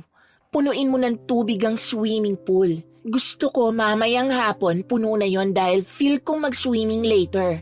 Naiintindihan mo ba? Nakataas ang kilay na utos ni Sofia. Nanlaki ang mga mata ni Sanya. Ha? Pero ma'am, paano ko po gagawin yun? Ang laki-laki po ng swimming pool. Tanong ni Sanya. That's your problem, not mine. Ikaw ang alipin dito. Ikaw ang mag-isip kung paano magagawin ang utos ko. Kaya kung ako sa'yo, kikilos na ako ngayon din. Maotoridad na tura ni Sofia. Napasinghap si Sanya at hindi siya makapaniwala sa kanyang narinig. Gusto niyang sumagot at gusto niyang ipagtanggol ang sarili. Ngunit nanliliit siya sa harap ni Sofia na tila ba aliw na aliw ito sa pagpapahirap sa kanya. Kahit araw ng pahinga niya ay alam niyang wala siyang magagawa kundi sundin ang utos ni Sofia. Agad na pinuntahan ni Sanya ang swimming pool at nalaman niya na wala talaga yung tubig. Napakalinis na rin nun. Hinanap niya ang ibang kasambahay maging si Manang Carlota para makapagtanong siya kung paano niya pupunuin ang tubig ng pool. Ngunit bigo siyang makita ang mga yon. Napagtanto niya na karamihan sa mga kasambahay ay naka-day off, kaya malamang ay nasa labas ang lahat ng yun. Ang ganong gawain ay bago kay Sanya, kaya hindi niya alam ang gagawin. Kaya naman nag-isip siya. Hanggang sa naisipan niyang kumuha ng timba at pinuno niya yun ng tubig mula sa banyo na malapit sa kusina. Kapag puno na ng tubig ang timba, binubuhat niya yon at inilalagay sa swimming pool. Makalipas ang halos 1 oras, nakailang balik na si Sanya sa pool para ibuhos doon ang tubig mula sa timba. Ngunit halos hindi man lang umabot sa 1 dangkalang tubig na nailagay niya roon. Diyos ko, ano bang klaseng pagpapahirap to? Baka abutin ako ng 1 linggo bago ko mapuno ng tubig tong swimming pool. Hinihingal na bulong ni Sanya. Ipinagpatuloy ni Sanya ang kanyang ginagawa hanggang sa biglang dumating si Don Lucio.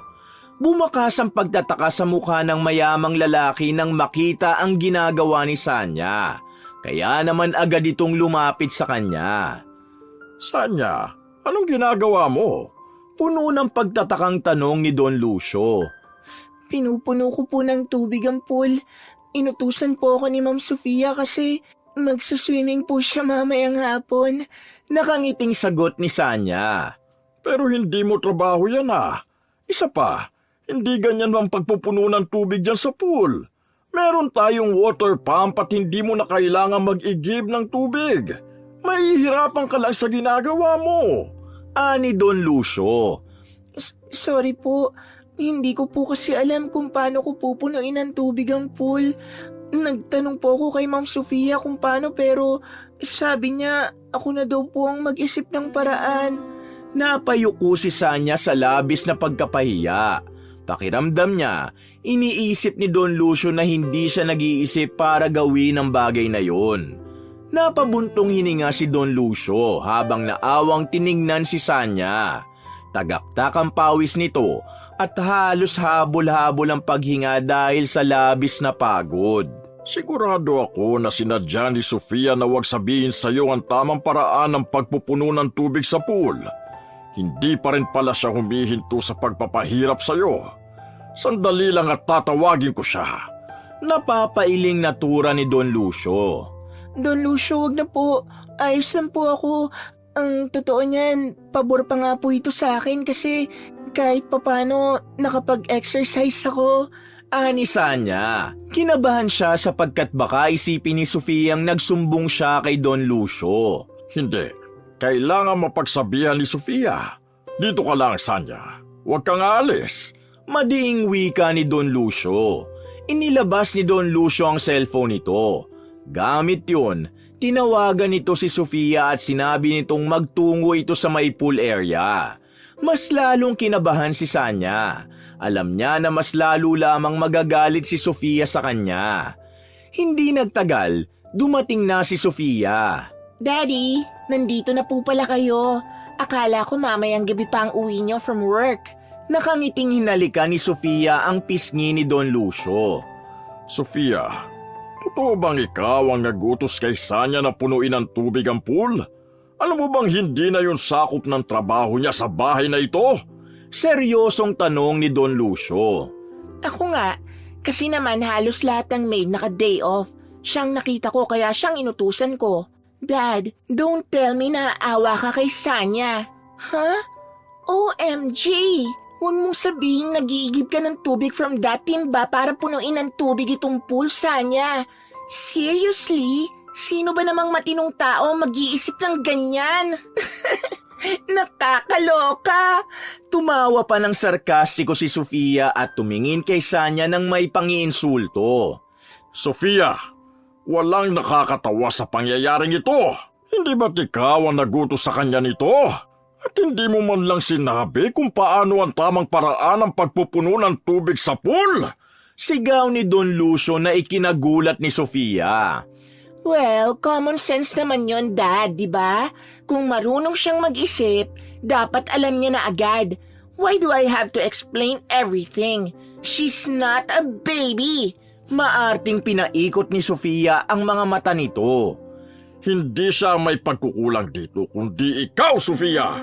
She is under your command and you have the responsibility to instruct her properly. Isang buwan pa lang si Sanya dito, kaya may mga bagay pa siyang hindi alam sa bahay na ito. Tura ni Don Lucio. Natawa si Sofia ng mapakla. So what now, Daddy? Ako pang masama? Just because nakakaawa siya, ay ako agad ang may mali? This is so unfair! Hindi ito tungkol sa awa, Sofia. Ito ay tungkol sa tamang asal. At ngayon, humingi ka ng tawad kay Sanya. Utos ni Don Lucio na ikinagulat ni Sofia. What? No way! Bakit ako magsusorry sa kanya? Hindi ko gagawin yan! Mariing tutol ni Sofia.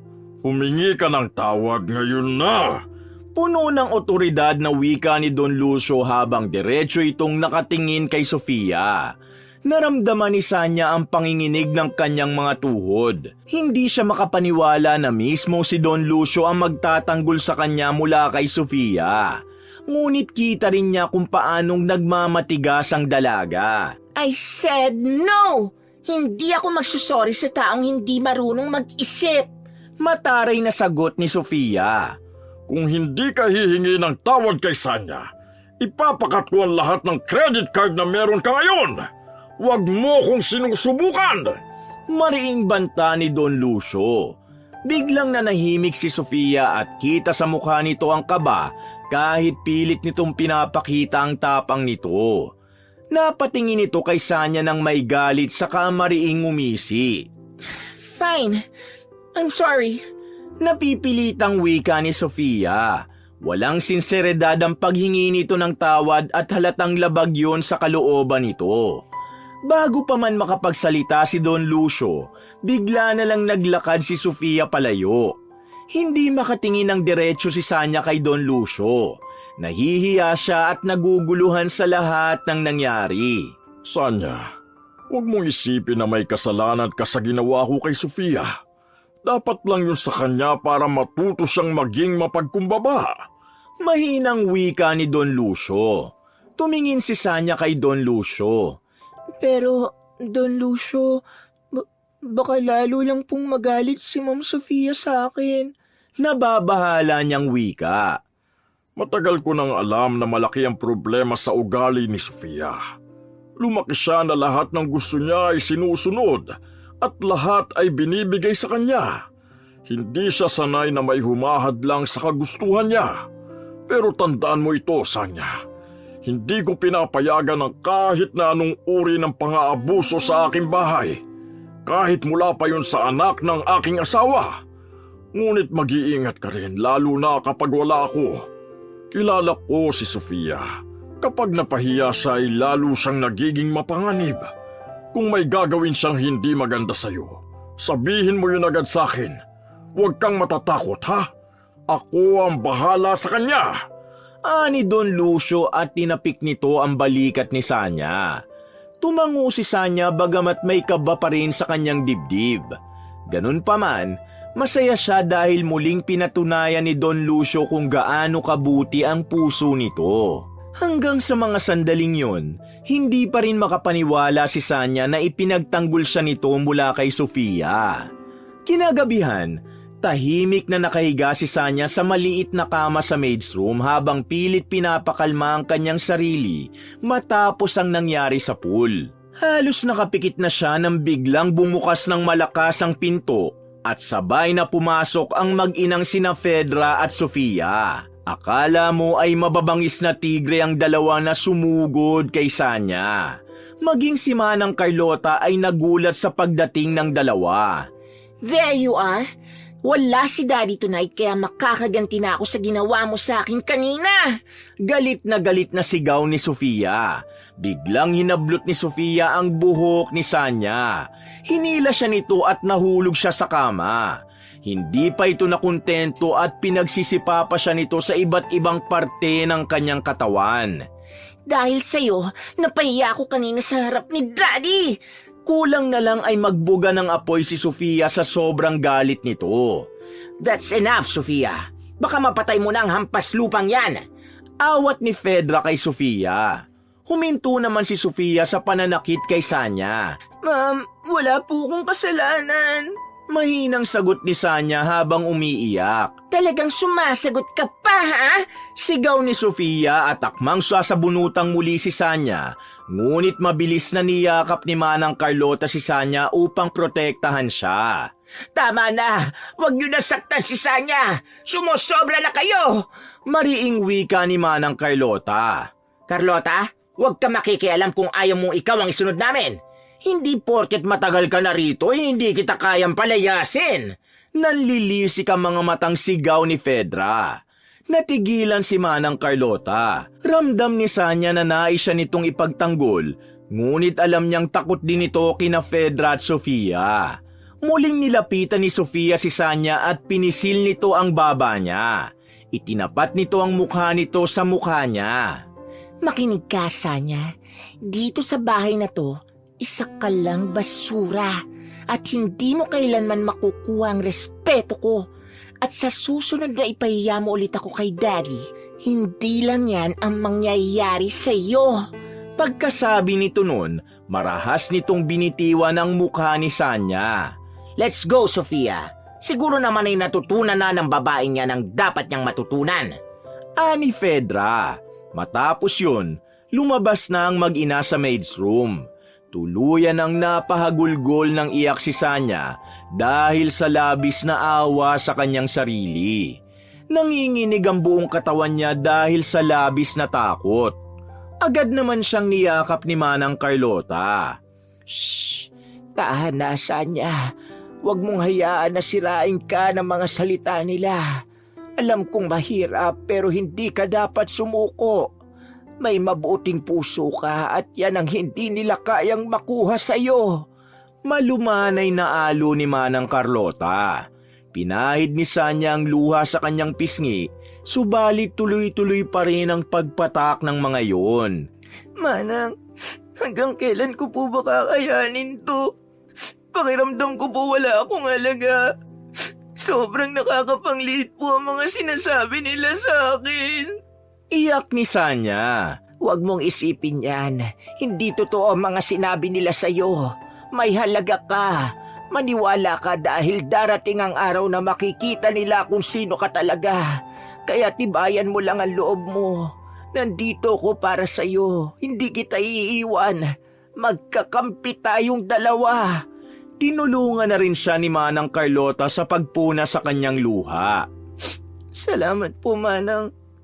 Salamat po kasi isa kayo sa mga dahilan kung bakit kumakapit pa rin ako. Isa po kayo sa palagi nagpapalakas ng loob ko. Mahinang bulong ni Sanya. Sa kabila ng lahat, pinilit niyang pagtibayin ang kanyang puso at nangakong hindi siya bibitaw. Ipapakita niya kina Fedra at Sofia na hindi siya susuko kahit anong pang-aapi ang gawin ng mga ito sa kanya. Nang dahil sa pananakit ni Sofia kay Sanya, nagkaroon ng pasa si Sanya sa iba't ibang parte ng kanyang katawan. Upang maitago yun kay Don Lucio, nagsuot na lamang siya ng damit na may mahabang manggas. Nakiusap din siya kay Manang Carlota na wag na nitong sabihin kay Don Lucio ang nangyari dahil alam niya na mas lalaki lamang ang gulo sa pagitan nila ni Sofia at Fedra. Labag man sa kalooban ni Manang Carlota, pumayag na lamang ito sa gusto ni Sanya. Isang gabi, habang kumakain ng hapunan sina Sanya at ang iba pang kasambahay sa kusina, tinawag siya ni Manang Carlota. Bakit po, Manang? Tanong ni Sanya. Tumigil ka muna sandali sa pagkain mo at pumunta ka sa sala. Kakausapin ka ni Don Lucio. Tugon ng matandang babae. Bakit daw po? Kinakabahang tanong ni Sanya. Hindi ko alam, pero huwag kang kabahan. Mukhang maganda ang mood niya eh. Sige na, puntahan mo na siya para malaman mo kung ano ang sasabihin niya sa'yo. Ani Manang Carlota. Sa kabila ng sinabi ni Manang Carlota, hindi pa rin nawala ang kaba ni Sanya. Iniwan muna niya mga kasalo niya sa pagkain at nagpunta siya sa sala. Naroon si Don Lucio na nakaupo sa sofa. Pinaupo siya nito sa pang-isahang upuan na nasa harapan nito. Nag-aalangang naupo si Sanya. Ano po palang sasabihin niyo sa akin, Don Lucio? Kinakabahang tanong ni Sanya. Oh, bakit parang kinakabahan ka? Relax ka lang. Sigurado ko na matutuwa ka sa sasabihin ko sa'yo. Tura ni Don Lucio sabay ngiti. Kunin mo yung paper bag na nakalagay sa center table. Para sa'yo yan. Dugtong pa nito. Ano po yan? Tanong ni Sanya. Kunin mo at tingnan mo ang laman ng malaman mo. Sige na, huwag ka nang mahiya. Ani Don Lucio. Sandaling tumayo si Sanya para kunin ang paper bag. Pagkakuha niya ay muli siyang naupo. Inilabas niya mula roon ang isang kahon ng cellphone. Nanlaki ang kanyang mga mata at hindi makapaniwalang tumingin siya kay Don Lucio. Don Lucio, cellphone po ito, di ba? Nanginginig ang boses na tanong ni Sanya. Tama ka. Napansin ko kasi na wala kang cellphone. Nagtanong din ako kay Manang Carlota para makumpirma at ang sabi niya, wala kang ang ginagamit na cellphone. Kaya binilhan kita.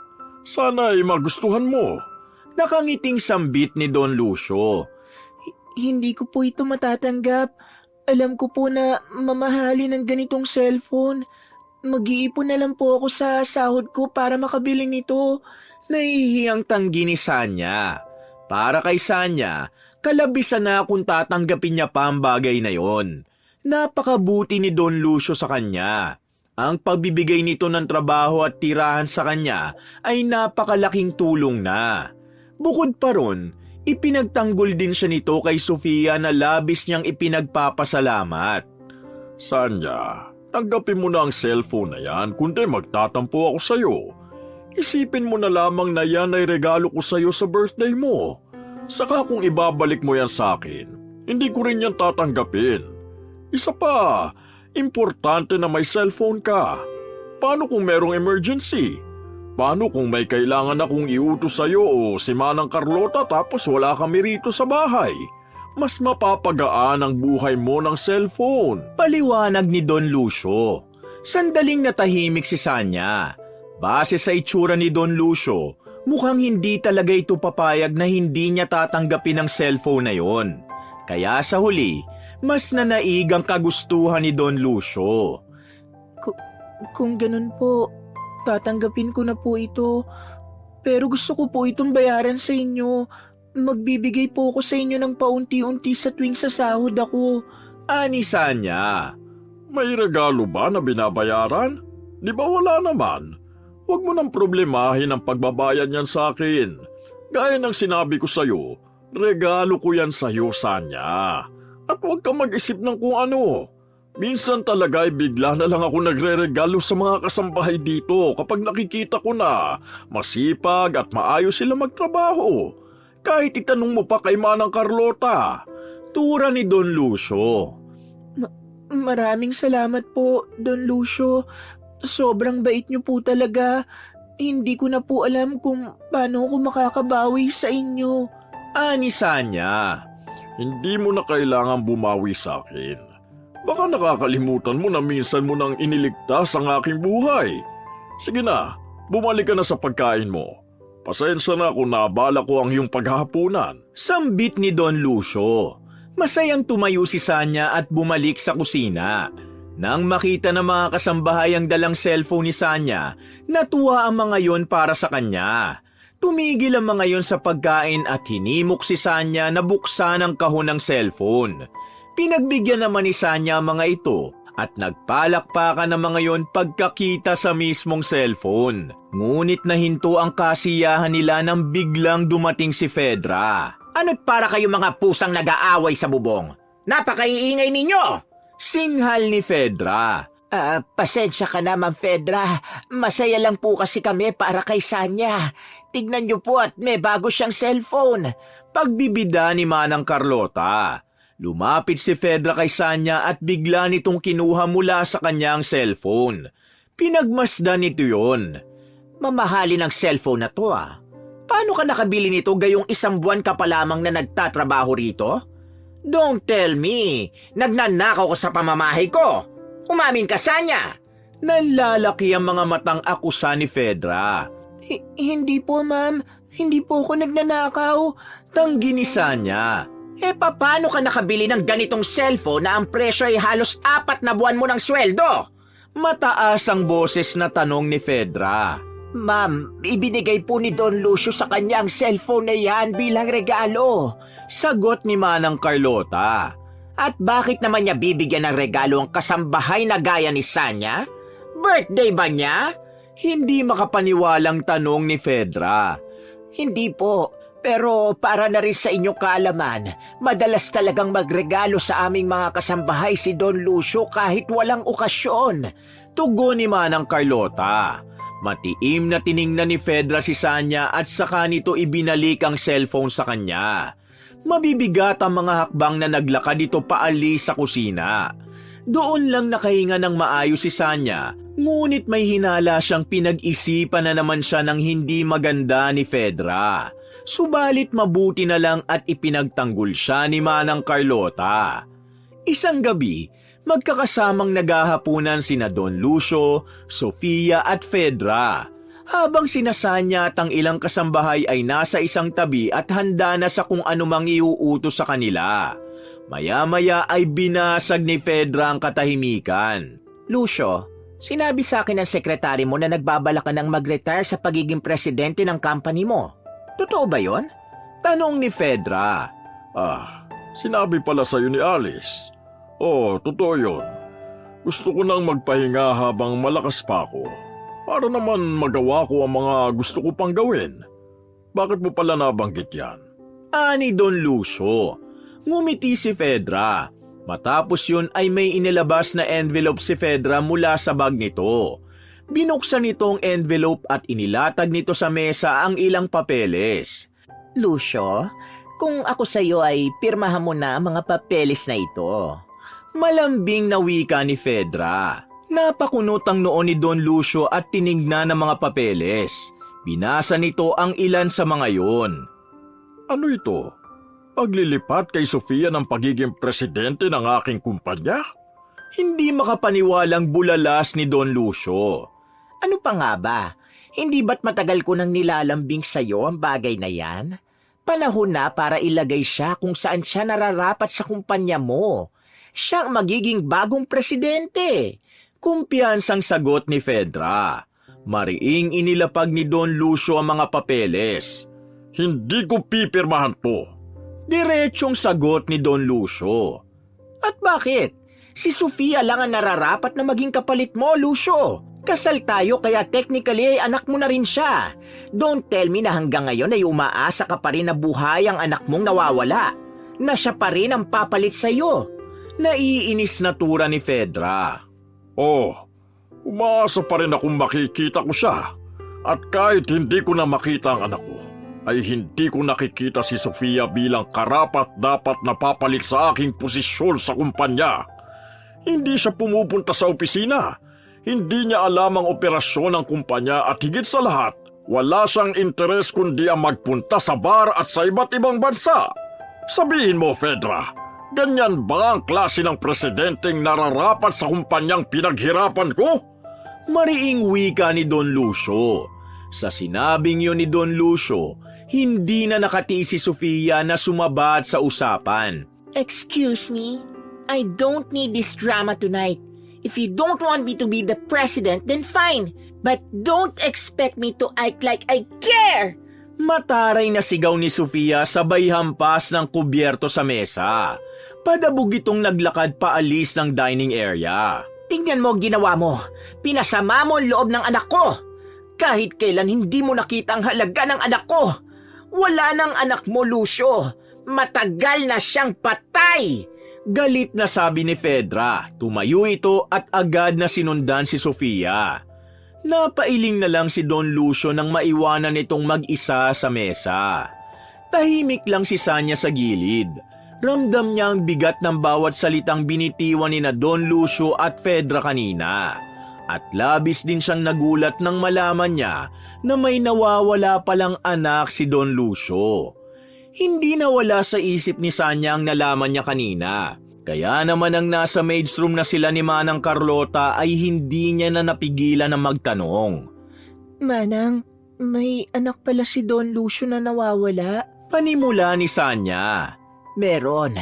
Sa pagkakaalam ko, medyo bata pa si Don Lucio nang may nabuntis siyang babae. Hindi pa siya mayaman ng panahon na yun, saka bata pa siya. Natakot siya sa responsibilidad. Tinakasan niya yung babaeng nabuntis niya. Ngayong mayaman na si Don Lucio, hinahanap na niya yung anak niya pero hindi siya nagtatagumpay. Ang sabi niya nga sa akin, baka raw nakakarma na siya kaya kahit sinong magaling na private investigator ang kunin niya, hindi nagagawa ng mga yon na hanapin ang kanyang nawawalang anak. Pabulong na tugon ni Manang Carlota. Kaya po pala hindi ipapasa ni Don Lucio ang pagiging presidente niya sa kumpanya kay Sofia kasi may nawawala pala siyang anak. Sa tingin niyo po ba, buhay pa yung anak ni Don Lucio? Tanong pa ni Sanya. Sa totoo lang, hindi ko rin alam. Pero alam mo, napakaswerte ng anak na yun ni Don Lucio kasi isang napakagandang buhay ang naghihintay sa kanya. Biruin mo, lahat ng meron si Don Lucio ay siyang magmamana. Duda kasi ako na pamamanahan ni Don Lucio ng malaki sina Ma'am Fedra at Sofia. Alam niya kasi na hindi marunong humawak ng pera ang dalawang yun. Puro pagwawaldas ng pera ang alam ng mag-inang yun. Anima ng Carlota sabay hagikgik. Biglang tumahimik si Sanya. Naisip niya na tama si Manang Carlota. Napakaswerte ng totoong anak ni Don Lucio dahil sa oras na mahanap na ito, isang magandang buhay ang sasalubong dito. Ipinagdasal niya na sana ay buhay pa ang anak ni Don Lucio at sana ay makita na ito. Alam niya kasi na labis na magiging masaya si Don Lucio kapag nangyari ang bagay na yon. Kinabukasan, hinango ni Sanya ang mga tuyo ng damit mula sa washing machine. Inihiwalay niya ang mga damit ni na Fedra at Sofia. Inuna niyang tiklupin ang mga yun upang madala niya na agad sa kwarto ng mga ito. Habang abala siya sa pagtitiklop ng mga damit sa maid's room, pumasok doon si Manang Carlota. Napansin niya na nakangiti ang matandang babae. Bakit parang ang saya niyo po, Manang? Malayo pa naman po ang sahod natin, di ba? Pabirong tanong ni Sanya. Ano ka ba? Hindi mo ba alam na birthday ngayon ni Don Lucio? Alam mo kasi, kapag birthday niya, nagpapaluto siya ng masasarap na pagkain. Kaya sigurado ko na mamayang gabi, may handaan dito sa mansyon. Masayang sagot ni Manang Carlota. Ngayon po pala ang kaarawan ni Don Lucio. Hindi ko pala siya nabati nung umalis siya kanina. Ani Sanya. Babalik din naman yun kaagad mamaya. Mamaya mo na siya batiin ng happy birthday. O paano? Babalik na ako sa ginagawa ko ha at pinuntahan lang talaga kita rito para sabihing birthday ngayon ng ating napakabait na amo. Tura ni Manang Carlota saka ito umalis. Napangiti si Sanya dahil yun ang unang beses na makakasama niya si Don Lucio sa mismong kaarawan nito. Mabilis niyang tinapos ang pagtitiklop ng mga damit at saka siya umakyat sa ikalawang palapag upang dalhin ang mga yon sa kwarto ni na Fedra at Sofia. Dahil mas malapit ang kwarto ni Sofia, yun ang una niyang pinuntahan. Nakaawang ang pinto kaya hindi na siya nag-abalang kumatok. Ngunit nang akmang bubuksan niya na ang pinto, natigilan siya sapagkat narinig niya mula sa loob ang pabulong na pag-uusap ni na Fedra at Sofia. Sumilip si Sanya sa awang ng pinto at nakita niya roon ang mag-ina. Mami, sigurado ka bang mag-work tong plano natin na patayin si Daddy? Tanong ni Sofia kay Fedra. Nanlamig ng gusto si Sanya sa kanyang narinig. Agad niyang inilabas ang kanyang cellphone at palihim niyang kinuna ng video ang dalawa. Kailangan magtagumpay tayo. Mukhang hindi niya talaga ililipat sa iyo ang pagiging presidente ng kanyang kumpanya. Umaasa pa rin siyang buhay ang anak niyang yon. Kaya sure ako na kahit ang iba niyang ari-arian, hindi natin makukuha. Bakit pa kasi ako pumirma sa prenup agreement na yon bago kami ikasal? Naiinis na wika ni Fedra. Pero hindi ba kapag namatay si Daddy, automatic na sa atin mapupunta lahat ng meron siya, right? Excited na tanong ni Sofia. Tama ka, Sofia. Sandali lang tatawagan ko lang ang papatay sa daddy mo para masiguro ko na hindi sila papalpak. Inilabas ni Fedra ang cellphone nito at meron itong kinausap doon. Hello? Nakapwesto na ba kayo? Yes. Papunta na si Lucio sa labas ng hotel. Don't worry. Tatawagan ko siya at sasabihin ko na pagdating niya sa hotel, sa labas niya kami hintayin para madali niyong magawa ang trabaho ninyo. Matapos na makipag-usap sa cellphone, nakangiting tinignan ni Fedra si Sofia. Agad namang tinawagan ni Fedra si Don Lucio. Nasaan ka na, Lucio? Malapit ka na sa Conrad Hotel? Pwede bang sa labas mo na kami hintayin ni Sofia? Yes, on the way na kami. Happy birthday nga pala, Lucio. I'm so happy na ikaw ang naging husband ko. Bye! Pinutol na ni Fedra ang tawag. Para kay Sanya, sapat na ang nakita at narinig niya. Nagmamadali siyang bumaba at agad niyang pinuntahan si Manang Carlota sa kusina. Hindi makapaniwala si Sanya na aabot sa ganong katindi ang kasamaan ni na Fedra at Sofia na handang ipapatay ng dalawa si Don Lucio para lamang sa pera. Manang Carlota, kailangan natin pumunta sa Conrad Hotel. Natatarantang sabi ni Sanya. Ha? Di ba doon magtatanghalian sina Don Lucio kasama sina Ma'am Fedra at Sofia? Bakit naman tayo pupunta roon? Nagtatakang tanong ni Manang Carlota. Basta po, sa daan ko na lang ipapaliwanag. Buhay po ni Don Lucio nakasalalay dito, kaya kailangan natin magmadali. Ani Sanya. Nang marinig yun ni Manang Carlota, agad nitong pinuntahan ang isa sa mga driver sa mansyon. Pumayag naman ito na ihatid sila sa Conrad Hotel. Sinabi ni Sanya sa driver na bilisan ito. Habang nasa biyahe, ipinaliwanag ni Sanya kay Manang Carlota ang kanyang nalaman. Ipinapanood din niya rito ang nakuha niyang video. Napakahayop talaga ng mag-inang yon. Hindi ko akalain na magagawa nila ito kay Don Lucio. Galit na tura ni Manang Carlota. Kaya nga po kailangan nating mapuntahan si Don Lucio para makaalis siya roon. Ani Sanya. Ang mabuti pa, tatawagan ko na lang si Don Lucio. Ay Diyos ko, nakalimutan ko ang cellphone ko. Ikaw na lang ang tumawag sa kanya, Sanya. Bilisan mo. Maging si Manang Carlota ay natataranta na rin. Sinubukan ni Sanya na tawagan ang numero ni Don Lucio, ngunit nanlumo siya dahil wala na pala siyang load. Kahit ang driver ay wala ring load kaya napagtanto nila na ang tanging paraan na lang upang mailigtas ang buhay ni Don Lucio ay ang mapuntahan nila ito sa labas ng Conrad Hotel bago ito patayin ng mga taong inutusan ni na Fedra at Sofia. Ilang minuto na lang at nasa Conrad Hotel na si Sanya, ngunit tila hindi umaayon sa kanila ang pagkakataon.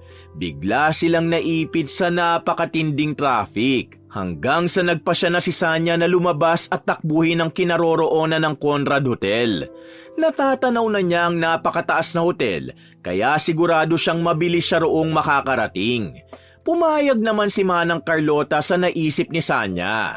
Hindi na nagsayang ng oras si Sanya.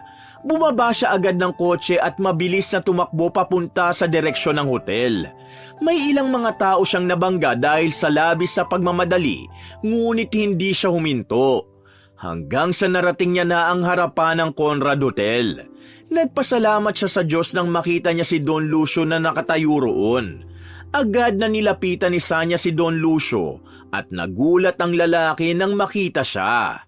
Sanya, anong ginagawa mo rito? Naguguluhang tanong ni Don Lucio. Kailangan niyo na pong umalis dito. May gusto pong pumatay sa inyo. Sina Fedra at Sofia. May inutusan po sila para patayin kayo. Halos pasigaw na tugon ni Sanya. Ano? Sigurado ka ba sa sinasabi mo? Hindi makapaniwalang bulalas ni Don Lucio. Magsasalita pa sana si Sanya nang may narinig siyang malakas na tunog ng motor na humaharurot. Paglingon niya ay nakita niya ang isang motor na may nakasakay na dalawang lalaking nakasuot ng itim na helmet. Naglabas ng baril ang lalaking nakaangkas at itinutok nito yun kay Don Lucio.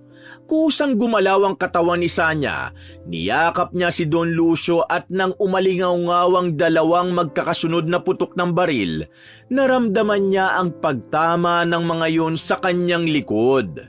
Nagkagulo ang mga tao sa paligid at mabilis na umalis ang dalawang lalaki na sakay ng motor. Humulagpos pababa si Sanya ngunit bago pa siya bumagsak, nasalo siya ni Don Lucio. Unti-unting nanlabo ang paningin ni Sanya. Bago siya tuluyang mawala ng malay, narinig niya ang natatarantang pagsigaw ni Don Lucio habang humihingi ng tulong. Sa muling pagbalik ng malay ni Sanya, nakahiga na siya sa isang hospital bed. Ang una niyang nakita ay si Manang Carlota na nasa kanyang tabi. Labis na natuwa ang matanda nang malaman na gising na siya. Nagmamadali itong lumabas at pagbalik nito, kasama na nito si Don Lucio.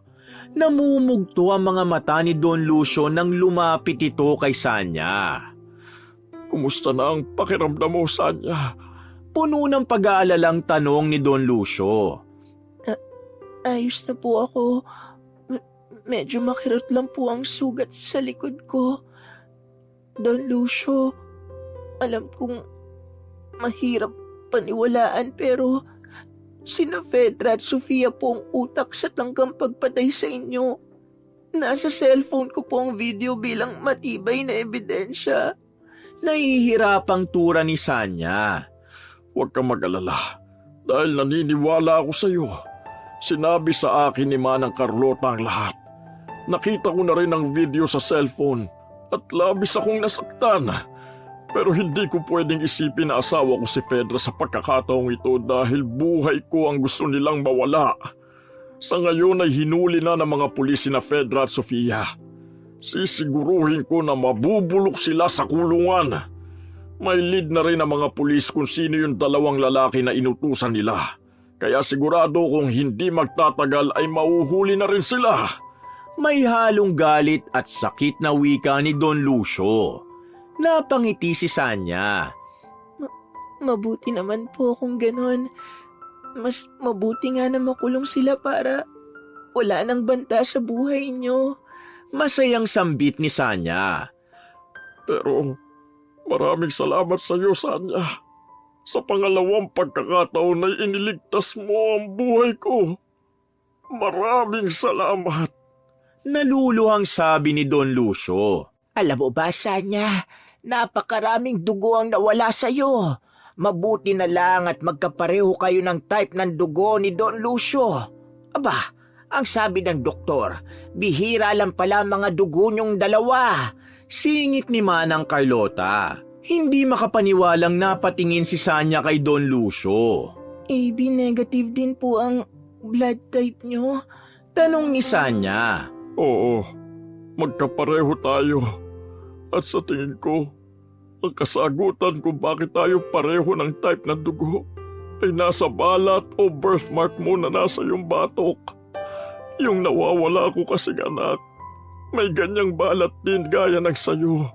Nakita ko ang balat mo nang dinadala ka namin dito sa ospital. Tuluyan ang kumawala ang luha ni Don Lucio. Habang si Sanya naman ay napatulala sa kanyang narinig. Nang tingnan niya si Manang Carlota, umiiyak na rin ito nang dahil sa labis na kasiyahan. Sanya, ikaw ang nawawalang anak ni Don Lucio na matagal niya nang hinahanap. Napakabuti talaga ng Diyos dahil siya na ang gumawa ng paraan para magtagpo kayong mag-ama. Masaya pero luhaang sambit ni Manang Carlota. Nanatiling nakatulala si Sanya. Hindi pa rin siya makapaniwala sa kanyang mga nalaman. Nang tingnan niya si Don Lucio, naiyak na rin siya. Doon na niya naramdaman ang lukso ng dugo. Kaya naman nang yakapin siya ni Don Lucio, ay hindi na siya tumanggi.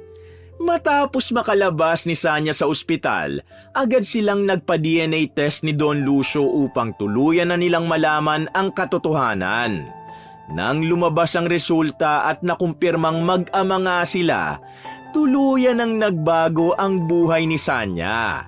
Hindi na siya ang dating dalagang nagtitinda ng sampagita at basahan sa kalsada dahil kinilala na siya bilang anak ng isa sa pinakamayamang negosyante sa bansa. Mabilis na inilipat ni Don Lucio sa kanya ang posisyon bilang bagong presidente ng kanilang kumpanya. Samantala, sina Fedra, Sofia at ang dalawang lalaking inutusan ng mag-ina para patayin si Don Lucio ay nahatulan ng habang buhay na pagkakakulong. Ang matinding pagnanasa ng mga ito sa kapangyarihan at kayamanan ay tuluyang naging dahilan ng pagbagsak ng mga ito. Sa kabila ng biglaang pag-angat sa buhay ni Sanya, hindi niya kinalimutan si Andoy. Binigyan niya ito ng maayos na bahay para hindi na ito manatili sa lansangan. habang ang ama ni Andoy ay binigyan niya ng trabaho sa kumpanya nila upang magkaroon na ito ng bagong simula at nangako naman ito kay Sanya na hindi na nito sasaktan pa si Andoy kailanman. Isang umaga, binisita ni Sanya sina Fedra at Sofia sa kulungan. Nakasuot siya ng maayos na corporate attire bilang bagong presidente ng kumpanya. Hindi niya alam ngunit may naramdaman siyang kasiyahan nang makita ang mag-ina sa loob ng rehas. Oh, look who's here. Sarkastikong sabi ni Sofia pagkakita kay Sanya. Anong ginagawa mo rito? Magyayabang ka dahil ikaw pa lang nawawalang anak ni Lucio? Asik naman ni Fedra. Hindi ako nandito para magyabang. Nandito ako para ipakita sa inyo kung anong naging resulta ng kasamaan ninyo. Tingnan niyo ang sarili niyo ngayon. Nakakulong at wala ng kalayaan. Habang ako na tinapakan at inapi niyo, ay malaya at nasa lugar kung saan kayo sana nandun kung pinili niyo lang maging mabuti. Diretso at walang gatol na sabi ni Sanya. You don't deserve that position. Hindi ka karapat-dapat. Para sa amin, isa ka pa rin kasambahay. Trying hard. Gigil na sigaw ni Sofia. At sino ang karapat-dapat? Ikaw? Huwag mo akong pinapatawa, Sofia. Mas karapat-dapat ako dahil pinaghirapan ko ang lahat. Dahil pinili kong hindi lumaban gamit ang kasamaan. Tandaan nyo, lahat ng ginagawa nating masama, babalik yun sa atin. Kaya sana, dito sa kulungan, matutunan nyo ang bagay na hindi nyo natutunan sa labas. At yun ay kung paano maging tao at magpakatao. Matapos yung sabihin ni Sanya, tumalikod na siya at naglakad palayo kina Fedra at Sofia. Narinig niya ang pagmura ni na Fedra at Sofia sa kanya, ngunit wala nang epekto ang mga yun sa kanya. Masyado nang masaya ang buhay niya para magpaapekto siya sa mga ganong klaseng salita. Habang naglalakad si Sanya, hindi niya napigilang balikan ang lahat ng nangyari sa kanyang buhay. Mula sa pagbebenta ng sampagita at basahan, hanggang sa pagiging kasambahay, hanggang sa naging presidente na siya ng isang malaking kumpanya. Napangiti siya dahil natutunan niyang ang tunay na kayamanan ay hindi nasusukat sa pera o kapangyarihan, kundi sa pagpili sa kabutihan at sa kakayahang magbigay ng pag-asa sa iba. Wakas! Shoutout po pala kay Jav Reyes from Dubai, Del from Haniway Iloilo, Ani Likap 9204, Agnes Idnay, Annalyn Queriones from Daman Kingdom of Saudi Arabia, Irene Platon from Saimsim, Calamba City, Jenny Oruga, Gracie Nicole Agunat and Molly Agunat from Calamba, Laguna, Nerilyn Soreda from Antipolo City, Lazaro Gabinete, Joseph Yongson, shoutout sa Menor Sales family from San Miguel, Bulacan, and happy birthday kay Miss Mayrin Albunyan from San Miguel, Bulacan, MJC Salvador, Rowella Chica, Heidi Gregorio, Sharika May Ladia, Ludi Pamintuan from Mexico, Pampanga, Josie Redruco, Ryan 1990, Felpa Lasquite, Olaguera Grace, 15 Smile A from New Zealand, Joy Marie Teves, Lori Rebong, Jolan Pablo from Cagayan Valley, Aniseta Hermoso, Laila Alimon, Heli Borja, Pamela Allen, Princess Rocker, Melba Milo, Fe Costales, Norha Ina Omar from UAE, Lourdes Banog from Hong Kong, Conrado Wichanco, Dolorina Bautista, Ben Abanyo from La Paz Tarlac, Jenny Oruga from Calamba, Laguna, Vivian Dismas from QC, Mierisa Aspila and Avel Optical from Carriedo, Manila, Luz Viminda Limboy from Antipolo City, Lea Lagasi, Angelito Laurio, Pilar Masa, Joel Rosillo, Estela Martinez, Angelo Austria, Bea 5 Pink, Minya de Leon Espiritu, Janet Ochoco, Ramil Corpus, Pearly Gonzaga, Melanie Sena de Mapilis from Saimsim, Calamba City, Monet de Leon from Tayog, Pangasinan, Koji S1E, Rosie Onsaga from Bolinao, Pangasinan, Chona Bainosa from Malaysia, Jen Esto from Hong Kong, Eva Calamba from Hong Kong, Hiro Baroga from Binyan, Laguna, Alma Rosales from Dumaguete, Marites Monje, Tony Mart de Tyson, Mary Ann Suaco from Nagoya, Japan, Janine Arian Masicampo, Andresito Cangayda from Pandan Antique, Juanita Pascual from Germany, Led GQ2HD, Ermeline Acedera, Michelle Gimbo, Elsa Isaw Bestudio from Sabah Al Saim, Kuwait, Lorena Morate, Helen Evora Abe from Calapan City, Mindoro, Nori Salutan from Bahrain, Emily Pasion from Cabagan, Isabela, Norma Rodriguez, Monena Padernilla, Bel Hipolito, Jane from Marabut, Samar, Albert Bobis, Ana Fe Barba from Israel, Jean De Best from UK, Mary Grace Gonzalez, Maridin Leonardo from California, USA, Curlets, Conday Endoso from Antigur, Nina Baltasar, Lalaine X1M, Adriano Alejandro, Abarintos Mendoza from Rome, Roberto Raposon from Dasmariñas, Cavite, Heidi Gregorio, Jocelyn Murilla, Dario Cipriano, Cecily Winnick, Rish Alvarez, Marife Pagkalinawan from Davao City working in Daman, Saudi Arabia, Gloria Crisostomo, Samuel LT2TD, Glodanela Grama, Alexto, JJ from Madilay-Dilay, Tanay Rizal, Lucille De Lima, Noemi Gracia Pabunan from Hong Kong, Donna Palmares, OFW 6951, Perny De La Cruz, Sylvia Sinca, Joseph Leongson, Leticia Valentin, Leonisa Cobo, Sally Sakilon from Singapore, Sally Miller from Salina, USA, Merly 7821 from Dasmariñas, Cavite, Cora Zoico, Teresita at Erning Alsado from Angono, Rizal, Marjorie Tungal from Japan, Reynalda Calatrava, Celiana Astor Vacal, Vilma Intes from Surigao, Esther Bidang from Hong Kong, Reynante Shena, Maridel Cagbabanwa, Nilda Gallego, Marife Gonzalez from Israel, and Yami Salvador from Tondo, Manila. Maraming salamat po at pagpalain kayong lahat ng puong may kapal.